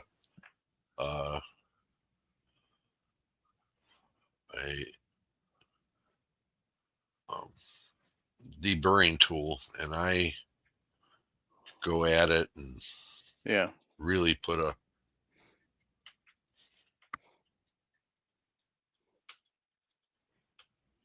all the primers dropped in there. Nope, they didn't. I didn't pull it yet. So, because I realized I needed to have a hand free to pull that, so I wasn't gonna be able to hold it. So you get it lined up, you pull your cotter pin, and just like that, gone. Now take your rod. Oh, okay, they're all gone. But what you can do if you're not sure is what Paul was saying. You take your rod and you drop it down. Yep. And then it should stick out the bottom. Yep. And then when you do that, you take this and you lightly put it in there and it should stick out. Now, before you go any further, put your cotter pin back so you don't lose it. Yeah. And yes, if you call it a hairpin, that's fine. I don't care. Some people call them hairpins. Yeah, I just bought a whole bunch of them for my tubes because I am poor about returning them right away to the. So you set it down and lose it. I set it down and I lose it. Yep. Mm-hmm. So I have a little baggie full of extra ones that I keep around just in case. You can buy them from Dylan if you want. Go to Amazon. You can find them on Amazon for next to nothing. They're the same size as a lot of the RC cars use for their bodies, holding their bodies on. So you can do that. Otherwise, you can go to the local hardware store too, and they've got them. Yep. Usually. So now I've got my primer in. So what I want to do is I want to put my brass in, and I'm going to go like this, up. And then as I come back down, I don't know if there's a primer sitting there yet. There should be. There should be. But I don't know for sure, so I want to check.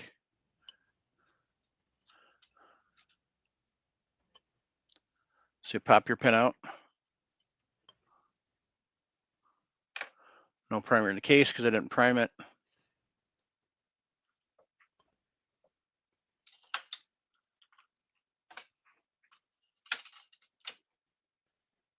And there is no primer.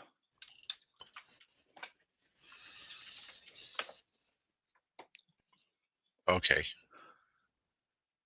Now then, Dylan has got a thing where you have to make sure that your primer tube that you just filled is indexed the right way. Yep. Now I have a primer. Okay. Now, one of the other things about the Dylan plastic primer follower is it doesn't weigh enough. No, it doesn't. So what works is a 45 ACP case. Yep. Or you could do like I did and just made a steel rod with a brass weight on it. So are you talking about this here? The That goes down follower. the primer? Yep. Okay. The follower, yes. Yeah, so you just put a 45 case on the top? Yep. Okay. Yep. Or I one around here somewhere. So now that I know I have a primer, I put the case back, I put the pin back, and I'm going to go ahead and push forward.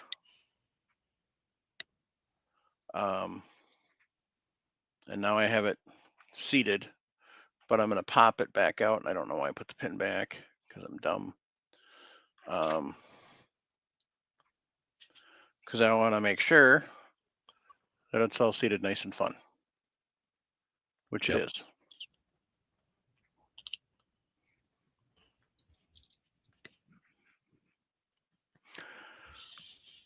So with this,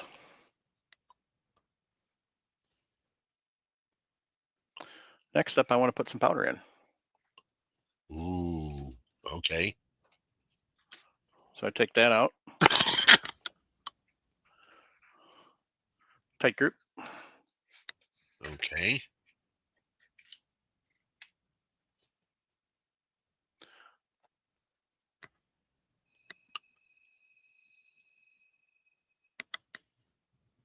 That's a cool sound. I'm not putting a lot in. Oh, okay. At the current second. If I was doing it, then I would. I actually use the charges on the bottle. Okay. Which is 4.8 grains. All right. Works great in everything I've got, and it's not trying for. Is that maximum or minimum? You know, I'm not sure. Okay. 4.8 grains. So we're going to go off to make sure you put your powder cap back on so you don't get anything in there. But we're going to go off to Hodgdon reloading and find out.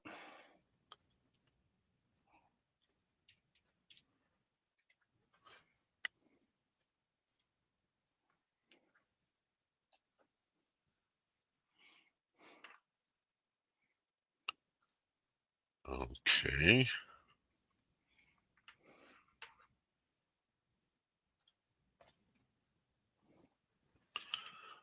Lyman says tight group is 4 grains to 4.5 with a Hornady HV XTP bullet. Interesting. And with a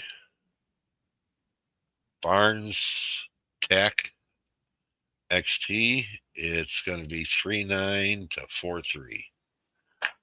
And what's Hodgdon got there?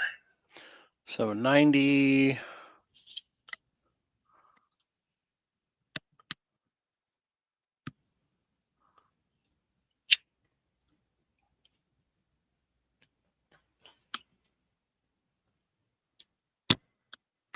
So that's interesting.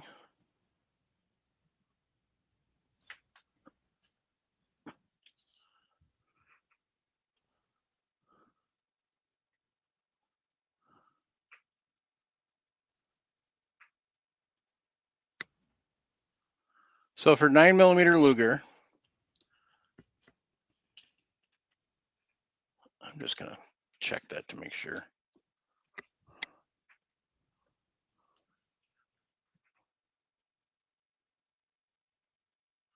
Yeah, 4.8 grains. Is max load. Yeah. Down at the bottom it says max load. Now, when I actually go to, oh, that's the lead round nose. There we go. Okay.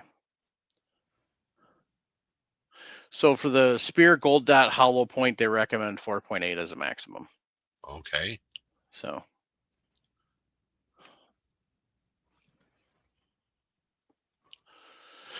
if they were lead bullets, which they're not, then it's 4.3 max.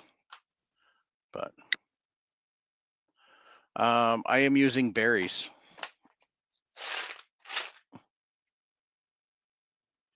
Okay. But Berries says to load their plated bullets like a regular Full-Matic. Like a Full Metal Jacket. Yep. Full-Matic. All right. So now what I need to find out is what's in here. Oops, that didn't feel good. Nope, I didn't think so. Fuck. I just broke my 505. What? No. That's not good. I mean, in the grand scheme of things, there could be worse things, but it'll still work. I just broke that off. Oh, okay. So in the grand scheme of things, it's not that bad.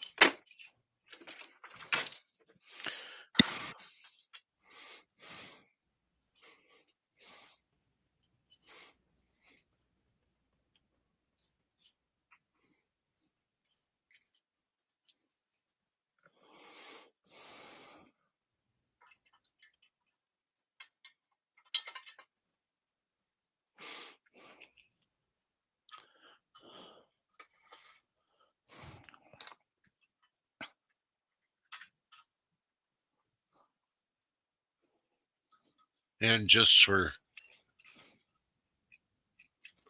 looking, I checked Nosler, and Nosler does not list tight group for 9mm. Okay. And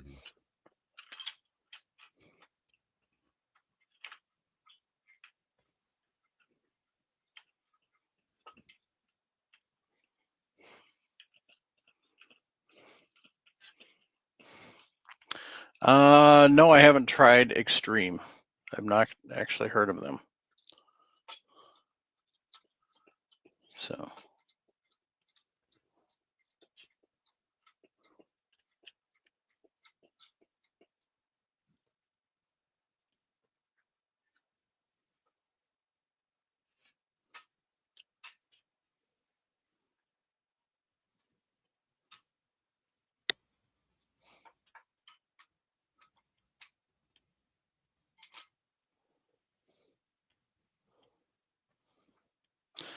Make sure when you put your balance beam together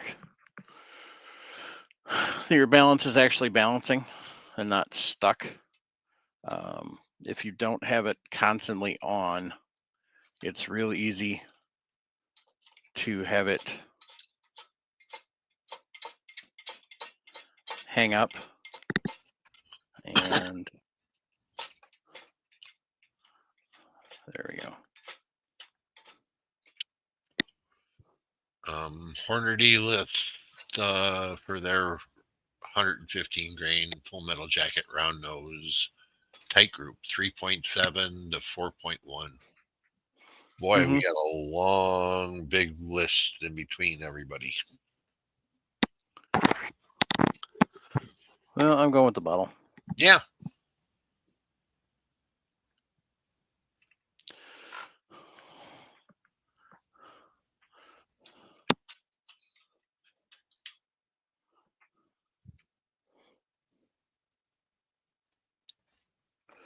Make sure your scale's balanced. And then you can set it up for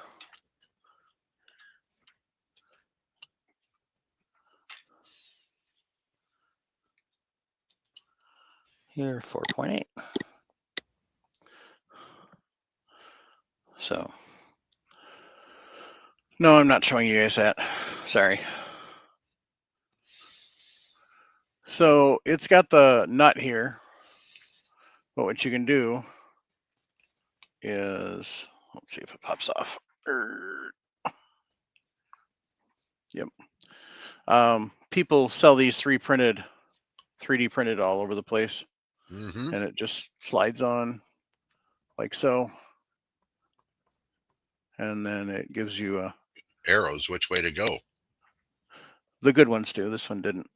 Oh, okay. So, but to get your powder, you run it up like that. Bring it back down, and then we'll move it to the next. So, and I've got another primer there, so I'm just going to move that tab from there to there. And I have powder. Okay. So now what I do is I take it, dump in the scale. I don't care where it is unless it's correct. That's what I care about. And actually, I should just leave that out, because then I can just slide it in. So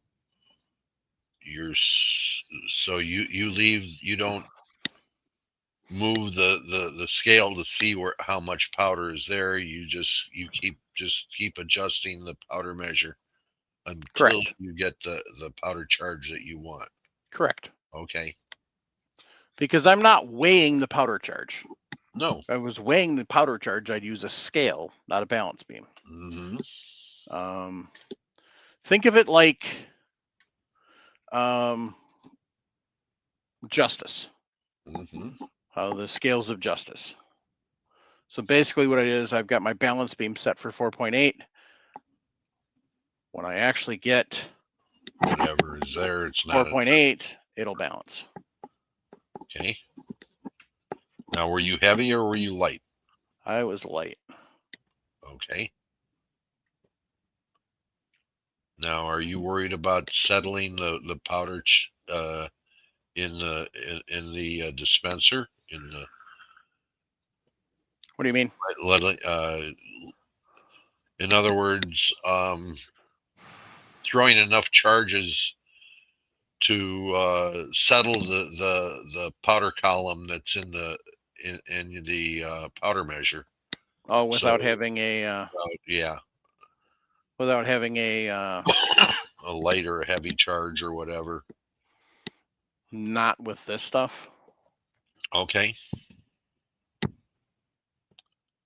In other words, tight group meters very well through Yes. a Dillon powder measure. Okay. Mm-hmm. If you're using other powder measures, guys,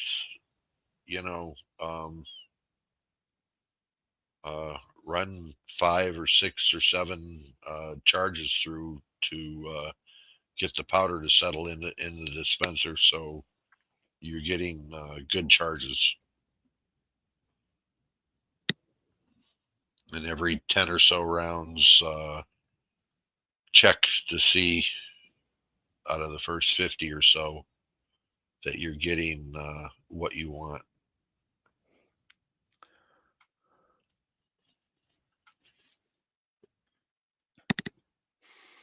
I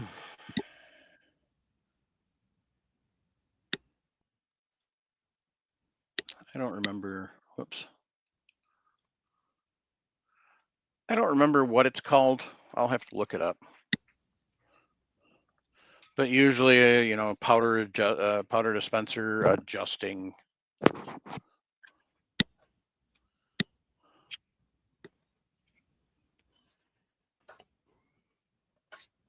Yeah, you're just trying to consolidate the powder column that's in the dispenser. Dillon 3D printed. Oh, you stupid thing. Dillon 3D printed powder adjusting knob. Mm-hmm.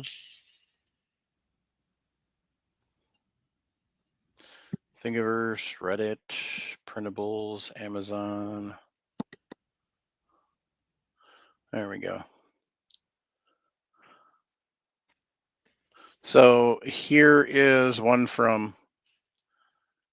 here's one on Amazon that somebody took some time.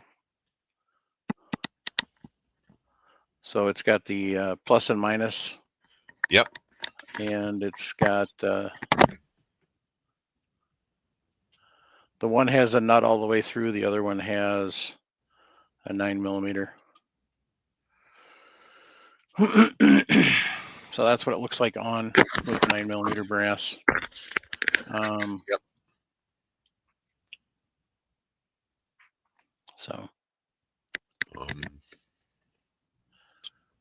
So basically, if I turn it clockwise, I'm increasing it. If I turn it counterclockwise, I'm decreasing. Right. So I'm going to go a little more. It's kind of a crapshoot.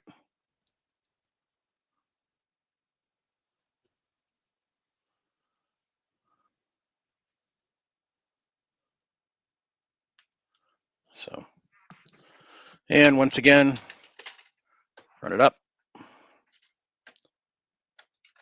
Bring it back down. So if you don't have a case there, and you do what I just did, okay, it launches the primer.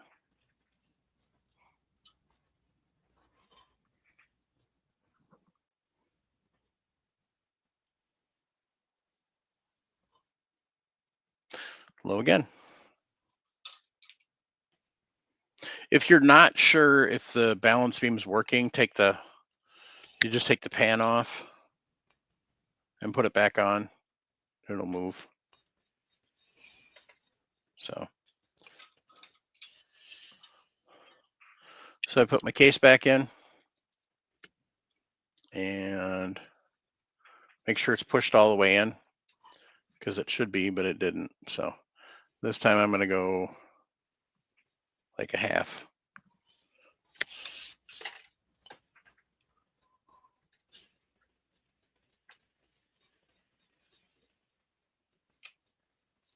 And see right here, there's a sticker that says clockwise to increase.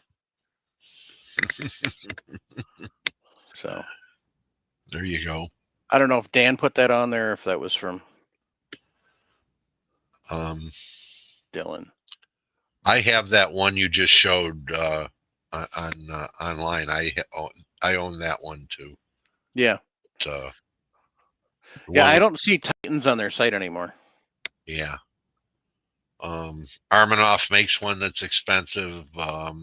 Yeah, there's a couple of really, really fancy ones out there that right. So it's just a smidge high. So what I'm going to do is I'm just going to turn it just a smidge, because you take out the slack. And do it again. Yep. Screw it.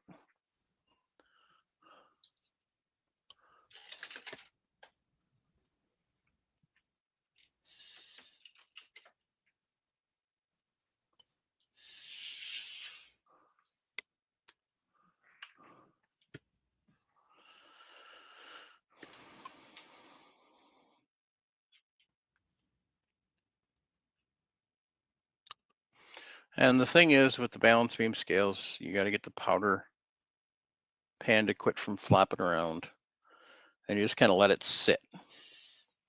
And like, I'm not touching the table right now, not touching the bench at all. Because if I do, it will affect the scale.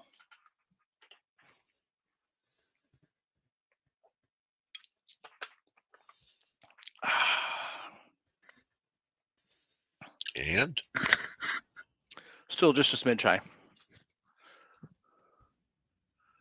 So tweak it a little bit. Dump the powder back in.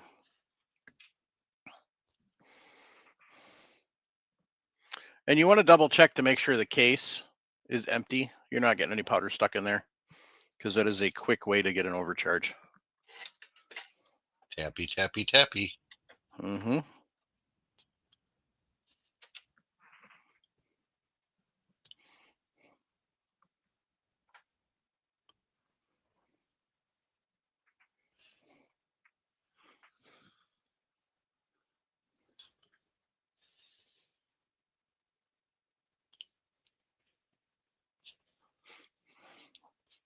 Better,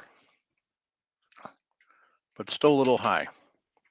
If this load was closer to the middle, I might not be so particular. Excuse me. But because it's max,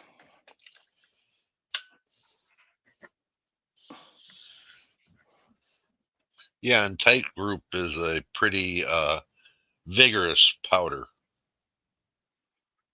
In other words, small variations can raise pressures quickly.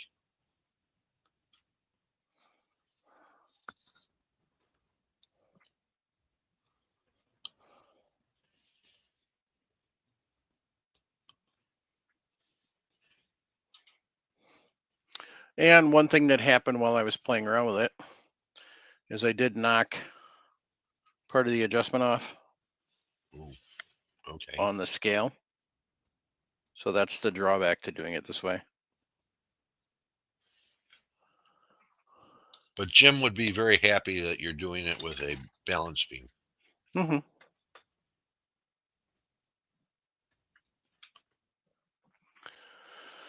There's an adjustment on the right side of the block the shell plate bolts to that helps align it with the primer cup to prevent it from catching and launching the... Okay, I'll look into that.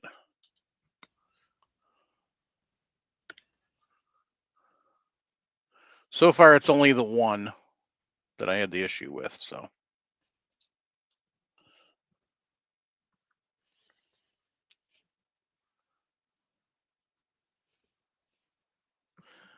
All right, just a smidge. Now that I got it the measurement reset. Make sure your pan doesn't have powder in it either. Flake, you'll get a lot of sticking. So. Mm-hmm.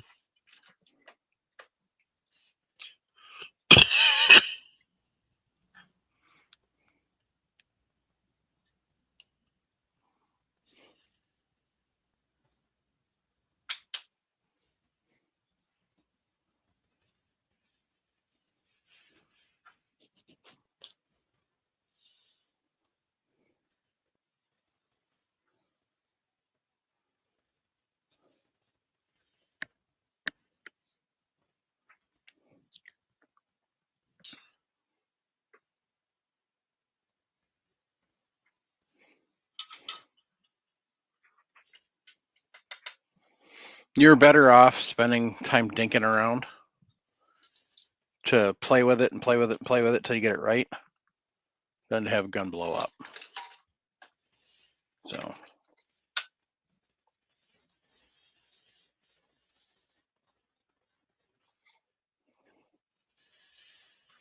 So what he's saying, there's an adjustment you can do so it doesn't do what it just did, Right. which spit the primer out.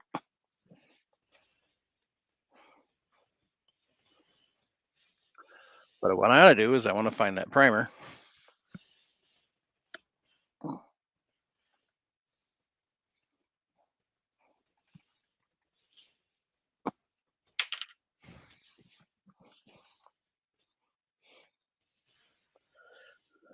But I'll look for it later.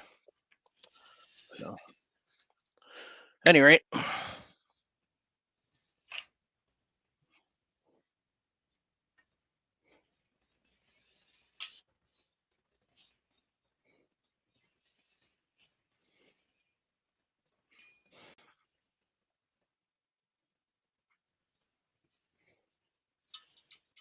weird.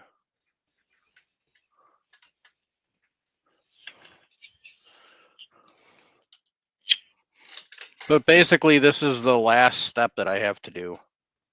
Mm-hmm. So, and then once I get it correct, then what I'll do is I'll throw 5 more charges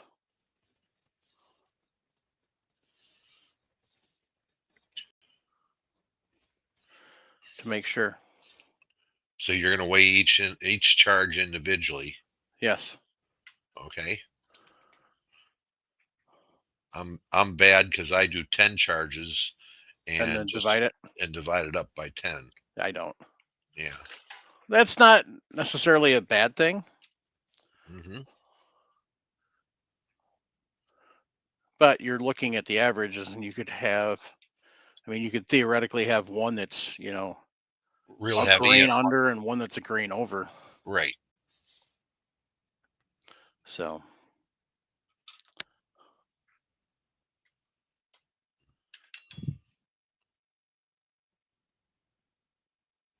And myself for 9mm, I'm a big ball powder fan. I'm a 231 Autocomp, yeah. that type of powders. Yeah, tight groups of flake. Mm-hmm. So, but it's a light powder. Yeah, there isn't. It's a very energetic powder. Mm-hmm. In other words, you're going to hit velocities with a very small amount of powder used. Yep.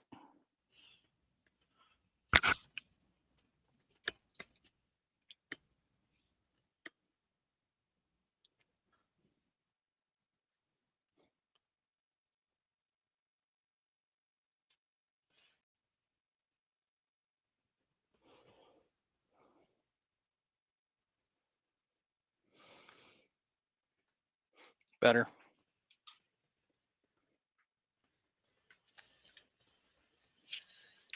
But still, Not there. oh. The challenge is always turning it small. And some people don't like these knobs.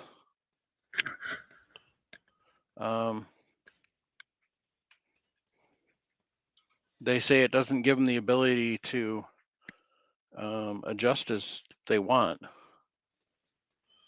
Huh? For the longest time, I used a Ratchet. 7/16 ratcheting wrench Yep. to make my adjustments.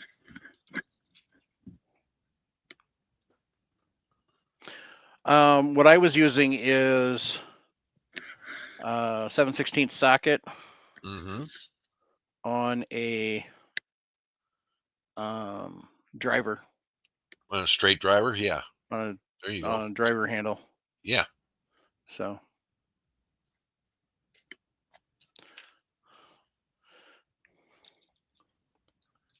Now see here.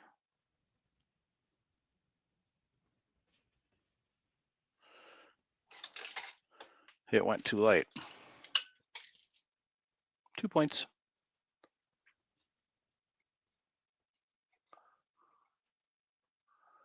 Yeah, I'm definitely going to have to figure out that adjustment because it is flinging primers. That one I found. So put that one back where it belongs.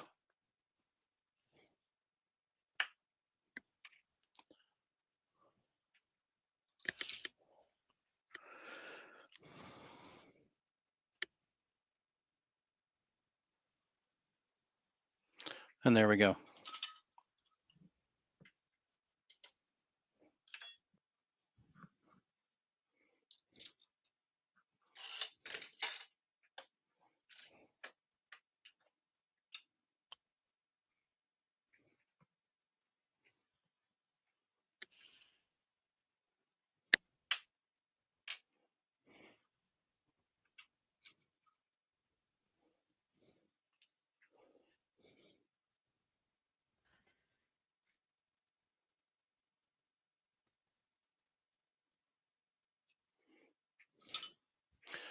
Now I'm throwing 5 charges to make sure it's consistent. Okay.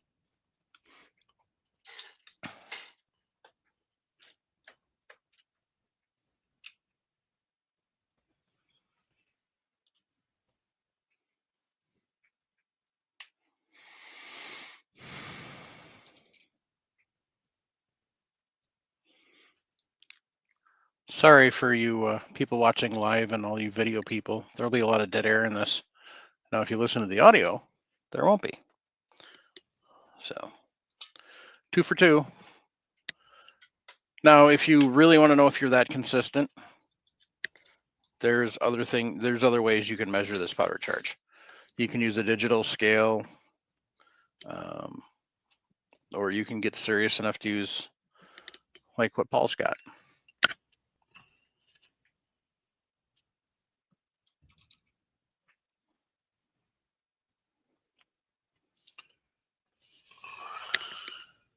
Yeah, you can go all out on scales, guys.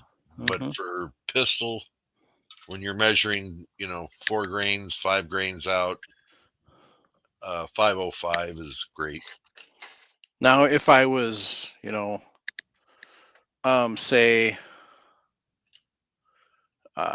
bullseye shooting, maybe I'd think a little differently. But I'm not. These are plinking loads. These are I need to get trigger time at the range and figure out how to line up my sights properly. So I just want something consistent.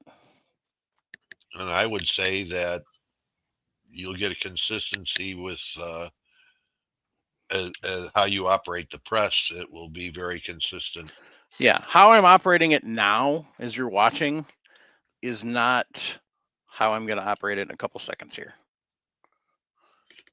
Because I am deliberately only doing a certain motion and I'm trying to achieve a certain thing without launching primers all over the place. Right.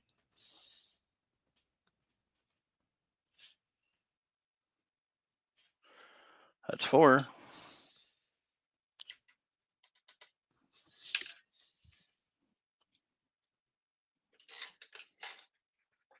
Now, if you're using an electronic scale, what I recommend to do is to weigh the case, zero the case out, and since you're using the same case over and over again, just put the case right on there.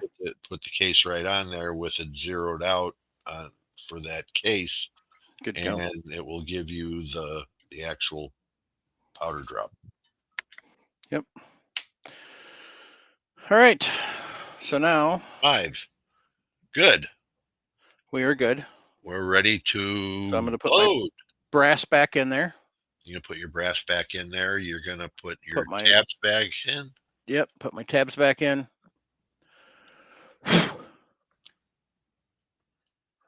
Blow off the excess powder that's laying all over the place from before. And then I am going to take a second piece of brass and put it in the first section. Oh, so we got 2 in a row here now. Yep. Okay. And I got my bullets. Get that out of the way so I don't have to reach across the camera.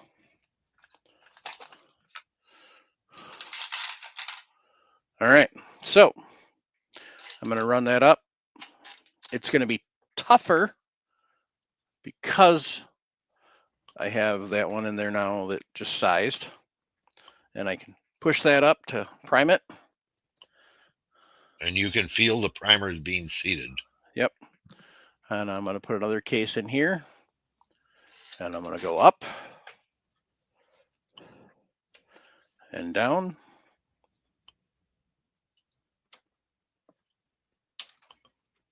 There, you see the movement there, guys? And now he's got to put a bullet in.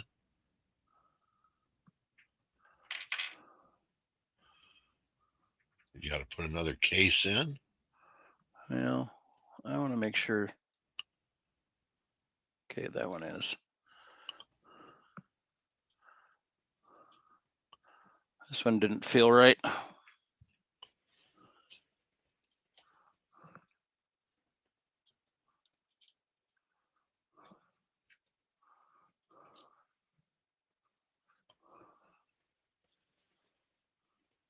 Yeah. What? I didn't seat it right.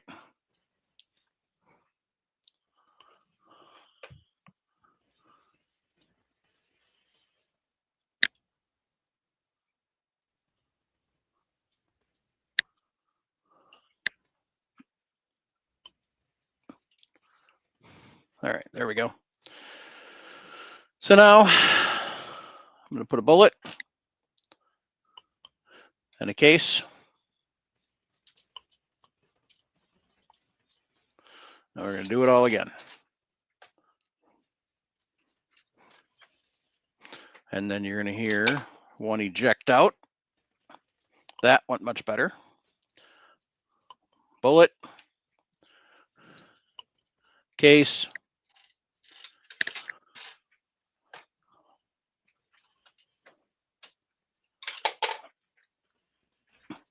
That went better.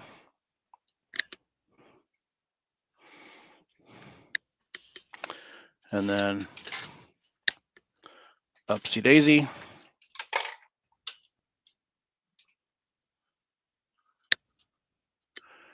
And a bullet.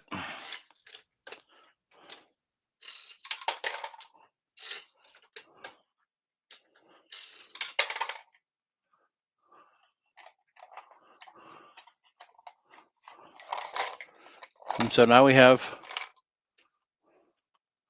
5 loaded cartridges.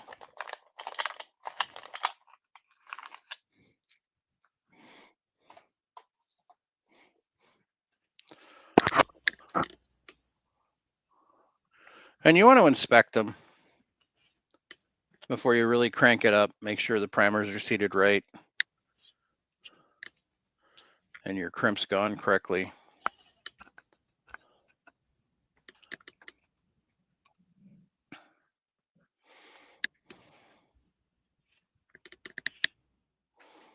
And then kind of eyeball them to make sure they're all about the same height, which these are. So we now have the Square Deal B set up. Now and we're ready to crank out. So. And a Square Deal B should put you in the 500 rounds per hour range if you're really working at it. Yeah. Which I won't, but because reloading is relaxing, not so. Not a chore. Right. So George wants to know if the OAL stayed consistent. So I will grab my caliper and check. Visually, just eyeballing it, they did.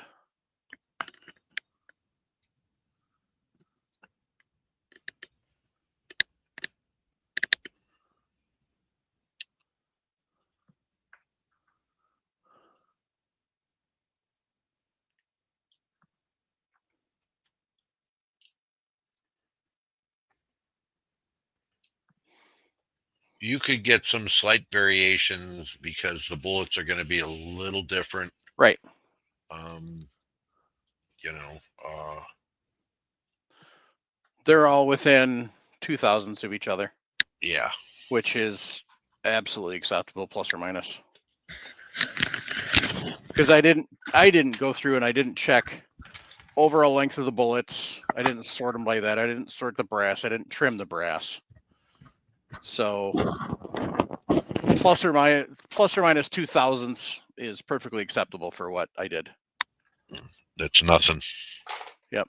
So And that is the Square Deal B. So I'll put my cat back on here because I'm not dumping any more powder in. Put my camera back.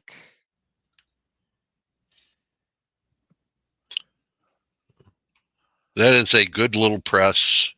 Yeah. For pistols, it's nice that it has the auto advance. Yep. It takes a lot of thought out of running pistol ammunition. Mm-hmm. Because all you have to do is put a case in, put a bullet in, and pull the handle. Yep. And I think they make a case feeder for this. I don't know if they make a bullet feeder. No, there's no bullet feeder for it. I haven't even seen a case feeder for it, really. I don't know. I know for the 550 they make a case feeder, Yep.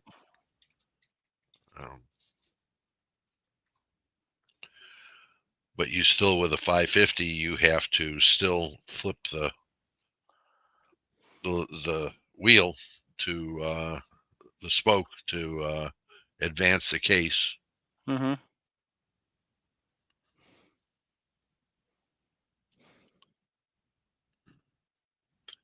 The tough part with that is it's now a very. It used to be an economical press. It's now not anymore. Yeah.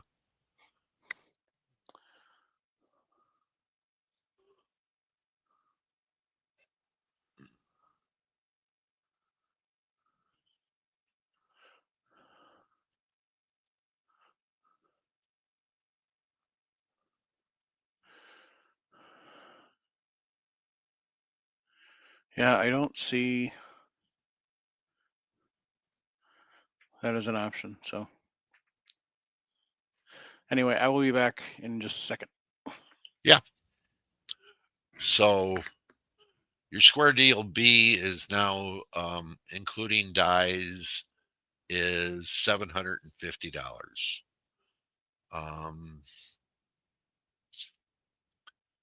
It gets a little up there.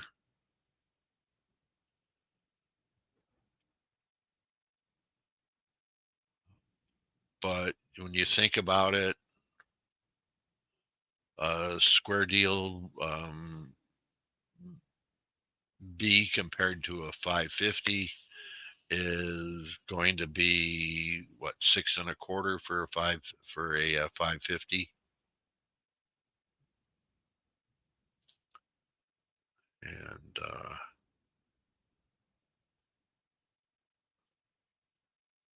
cost there is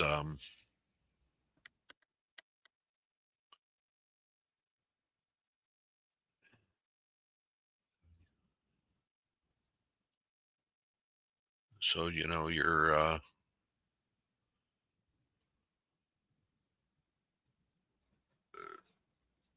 what, $150 more, and you're with the 550 you're going to be losing.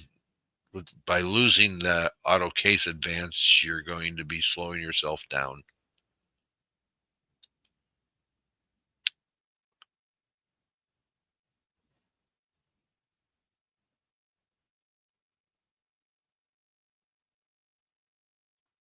Economical, what is that nowadays? Well,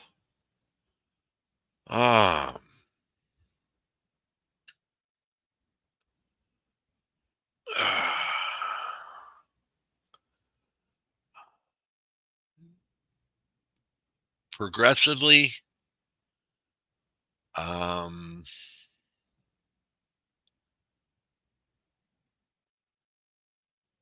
a 750 is going to run you $800 right now, versus 750 on a Square Deal B, and the 750 gives you the option of adding a case feeder to it.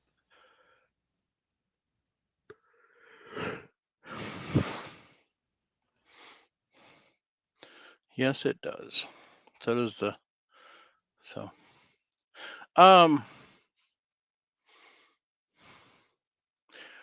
On this, I don't think you could use a bullet feeder No. because a bullet feeder typically relies on being able to drop down through the die, and that's not an option.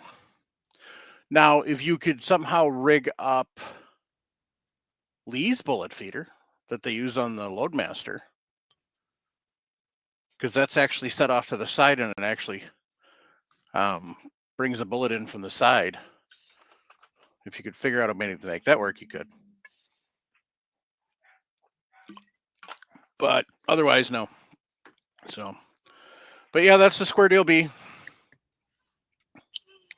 It's a good press. It's a good little press, especially Yeah. for volume pistol shooters. Yep. I think if you're a high volume 9mm shooter, or one of the other handgun cartridges that are around, you're gonna. I mean, if you're, yeah, you're gonna do well. It's tough and expensive to change dies. They're not exactly the easiest to set up. No. But gosh, guys, I mean, if I was just loading one cartridge, I would sit down and think of a Square Deal B to make loads for Steel Challenge, USPSA, IDPA, even bullseye shooting. Yeah. It'll turn out good enough ammo for that. So that was very good, Mike. We did that was a nice job. Thank you. Just took us 3 weeks to do it. Yeah. So I'm on Ben Stoger's Pro Shop, and a brand new Square Deal B is $750. And it's the same on Dylan. So, but that also comes with stuff that I don't have for this. Okay. It comes with a bullet tray that goes here. Okay. And then it has a empty, instead of just the one acro bin, it holds two. Yeah, so it's got a different design, so it holds two, so you can have one where your new cartridges are going and one where your empty ones are. Okay. So, well, the bullet tray makes is, and it's got the low powder. Low powder alarm, and it probably got the low primer alarm too. Yeah, the low primer alarm comes with this one. I just don't know where it is because I don't care. I mean, let's be honest. Okay. Yeah. If you can't figure out by where this piece is in relation to this, yeah, you're not doing a very good job of paying attention. Okay. Yeah. But if I'm going in a hurry, you're looking right here to put a frickin' bullet in. It doesn't take much effort to roll your eyes. So, yeah. Trust me, I know lots of teenagers that are really good at it. I mean, literally, well, I can actually see with my peripheral vision. I can see up to here as I'm looking down here. So I can see, and if you're worried, put a, a shiny piece of brass on the top, or, something like that to make it really pop. So anyway. Like I say, I put a 45 ACP case on top of it to make it so it's got some weight.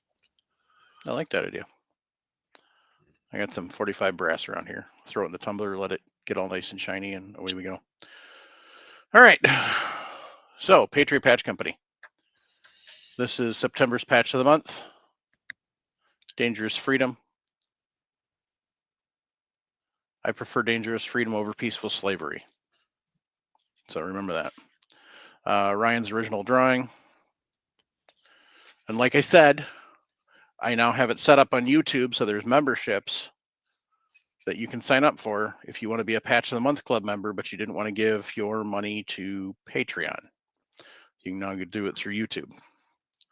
Rumble, we don't have enough yet that I can do that.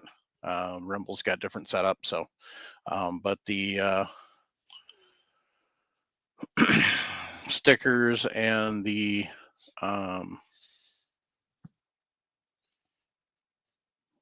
super stickers and super chats are available now on YouTube. So, and then Rumble has a similar thing. So, if you want to, other ways to donate money to the podcast, if you want. So, you don't have to. We're grateful what we get. So, and thank you for everybody that does support the podcast or has supported the podcast in the past. So, grateful for everything. So, Paul, sometime this week I want to play around with an alternative to StreamYard because I'm tired of paying $89 a month for this. Okay. So,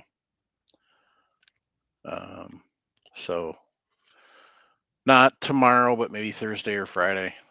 I'll give you a heads up and we can play around with that and see. So, all right. But yeah, that's $90 a month is ridiculous.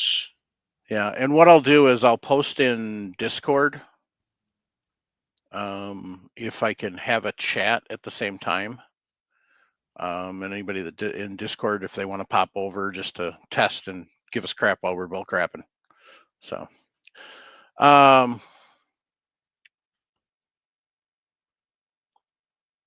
so it's just Square Deal B is nice, but yeah, like Paul said, the price is skyrocketed.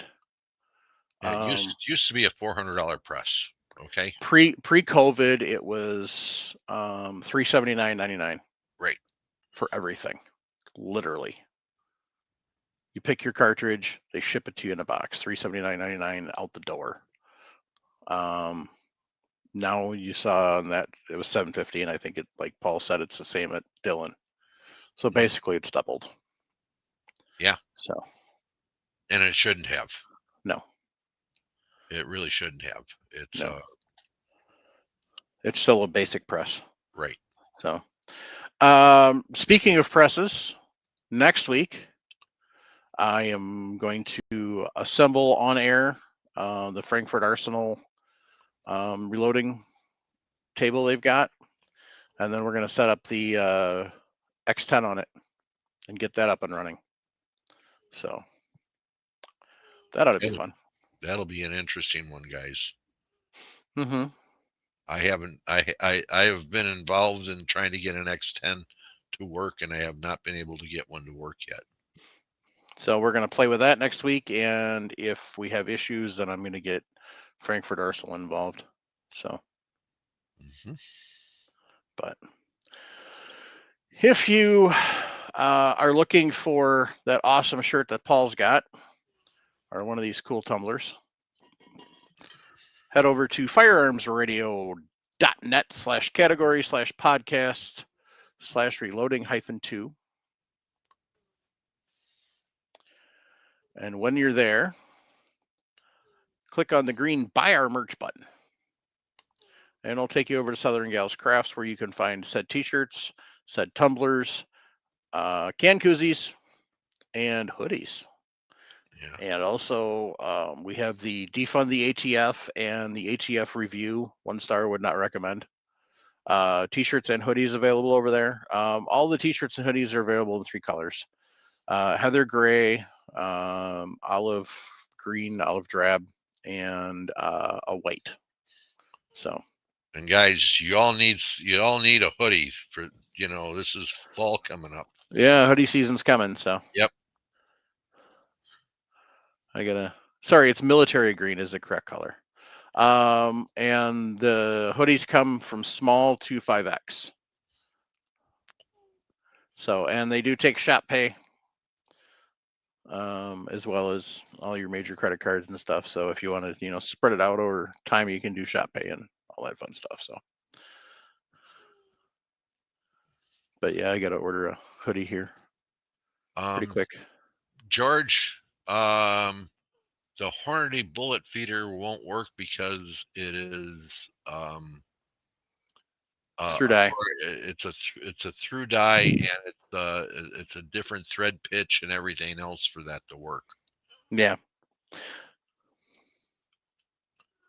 They're very much priority dies for that, and Proprietary.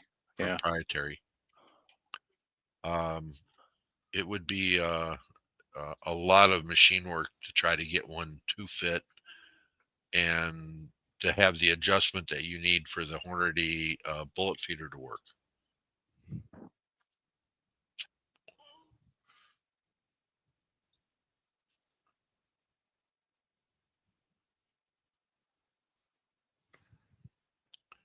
And yes, we have a machinist that's here, but he's not here right now. That could probably do it. But it'd be a lot of work. Yeah. Don't know if converting a $50 die to just drop a bullet would be economical to try to run it through the lathe and make it work. Right.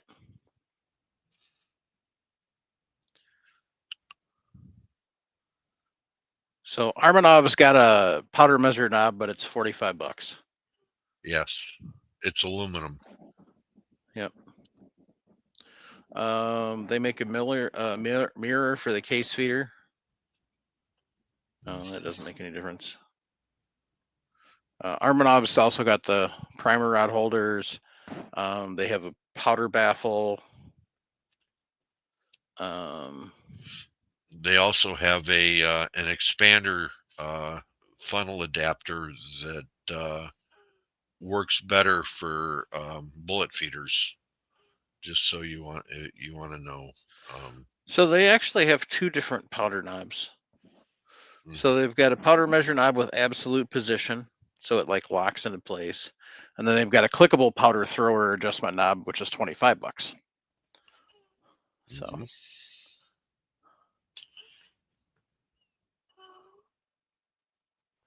But yeah, they've got stuff for the 650, the 550, the 750, the 1100, the Super 1050. These work fine. Yeah.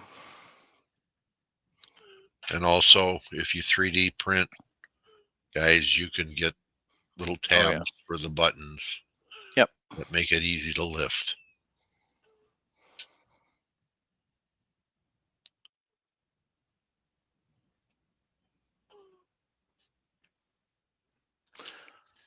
The big thing with Armanovs is their zero play free float tool heads for the 550.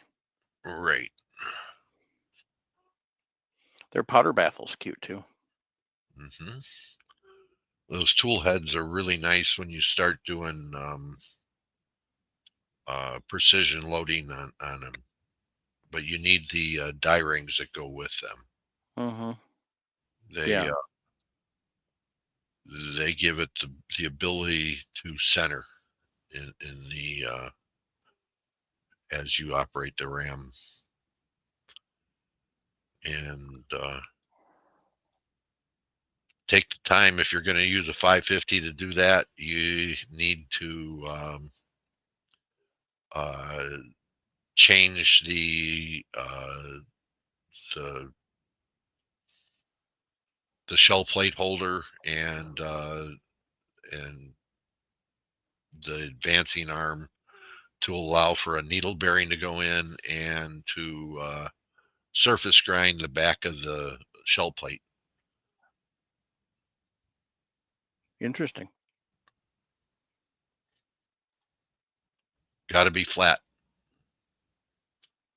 Got to be perfectly flat. So anyhow, it's been a long show. Yes, it has. Very long. So we're gonna do. Sorry about all that. We're gonna do. Don't worry about that. We're gonna do our Camerado. Oh yeah, that's next up. So yeah, if you're looking for camo, Camerado.com, CAMORADO.com. Use coupon code RELOAD at checkout to save 5%. I still don't know where the hell my hat went, which is annoying. But basically, Sean of We Like Shooting fame created his own camo pattern because he didn't find anything that he liked out there that worked well for Colorado where he's hunting. So he made that. It's awesome. Lots of different colors and options. So some of it's serious camo, some of it's just screwing around stuff. So make sure you swing over, check it out, Camerado.com. And check out Patriot Patch Company, Southern Gals Crafts. Like I said, if you want to send us money and be a Patch of the Month Club member, you can either do it through the website, through Patreon, or you can do it through YouTube now. Sign up for the membership there. So. And we should have chats where you can donate to the the super chat. Super chat. Super chat, both YouTube and Rumble, but they only work while the show is live. So, but I don't think you can do them after the fact. So no. But no. The idea behind the super chats is for you to get your what you want to discuss on the show. Mm-hmm. And if you do a super chat during the show, we will. That is when we will absolutely read on the air. So. Yep. But. Okay. On that note, gang, shout out to everybody that joins us every week during the live chat. We appreciate the feedback and the interaction. Shout out to everybody that downloads weeklies. And on that note, keep your breath shiny. Grandpa told me to don't listen to your mama. Violence does solve problems. Support the Second Amendment any way and every way you can, whether that's donating to one of the organizations that's fighting for our rights in court, or that is trying to do it through the legislature. Make sure you're paying attention to your local and state organizations as well, not just the national ones. Make sure you're paying attention to what your elected representatives are voting for and bringing up. Make sure you let them know if they're doing something you don't agree with, but be nice. So remember, there's two types of people in this world. There's gun owners and anti-gunners, and that's it.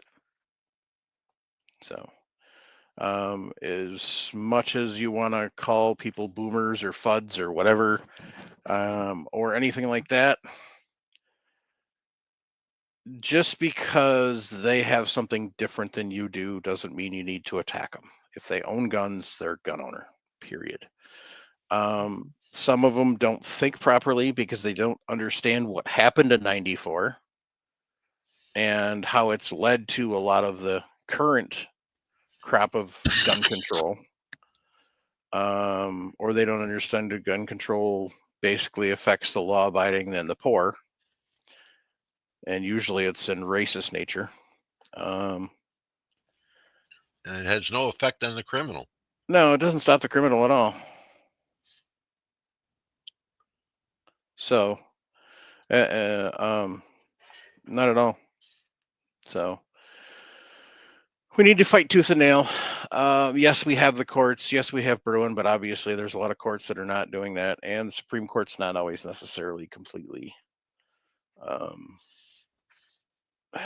They're slow. Let's face it, they're slow. Yeah, they're slow. And there's no guarantee that that's not gonna, things aren't gonna change and flip. So, got to make sure we're paying attention. Most importantly, pay attention to your friends and family. Look for changes. Look for them withdrawing, or if they're not usually cracking people up, look and see if they're starting to try and crack everybody up and try and make stuff. Depression affects everybody differently. Grief affects everybody differently. Especially with grief, don't judge. Everybody grieves differently. Don't judge. Be supportive. So if you just let people know you'll be there. Tell your buddies, tell your friends, tell your family that if they need to talk, send you a text that says 8 minutes. If you're not sure what that's about, go to Instagram and search 8 minutes. And you'll find out. I talked about it a couple weeks ago. Actually, I think I played the video even of the speaker, but I talked about the speaker and stuff too.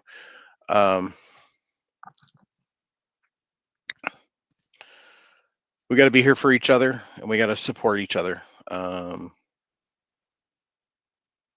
It's mental health is real. It's serious, and it will knock you down faster than you can blink, and you won't realize it at first.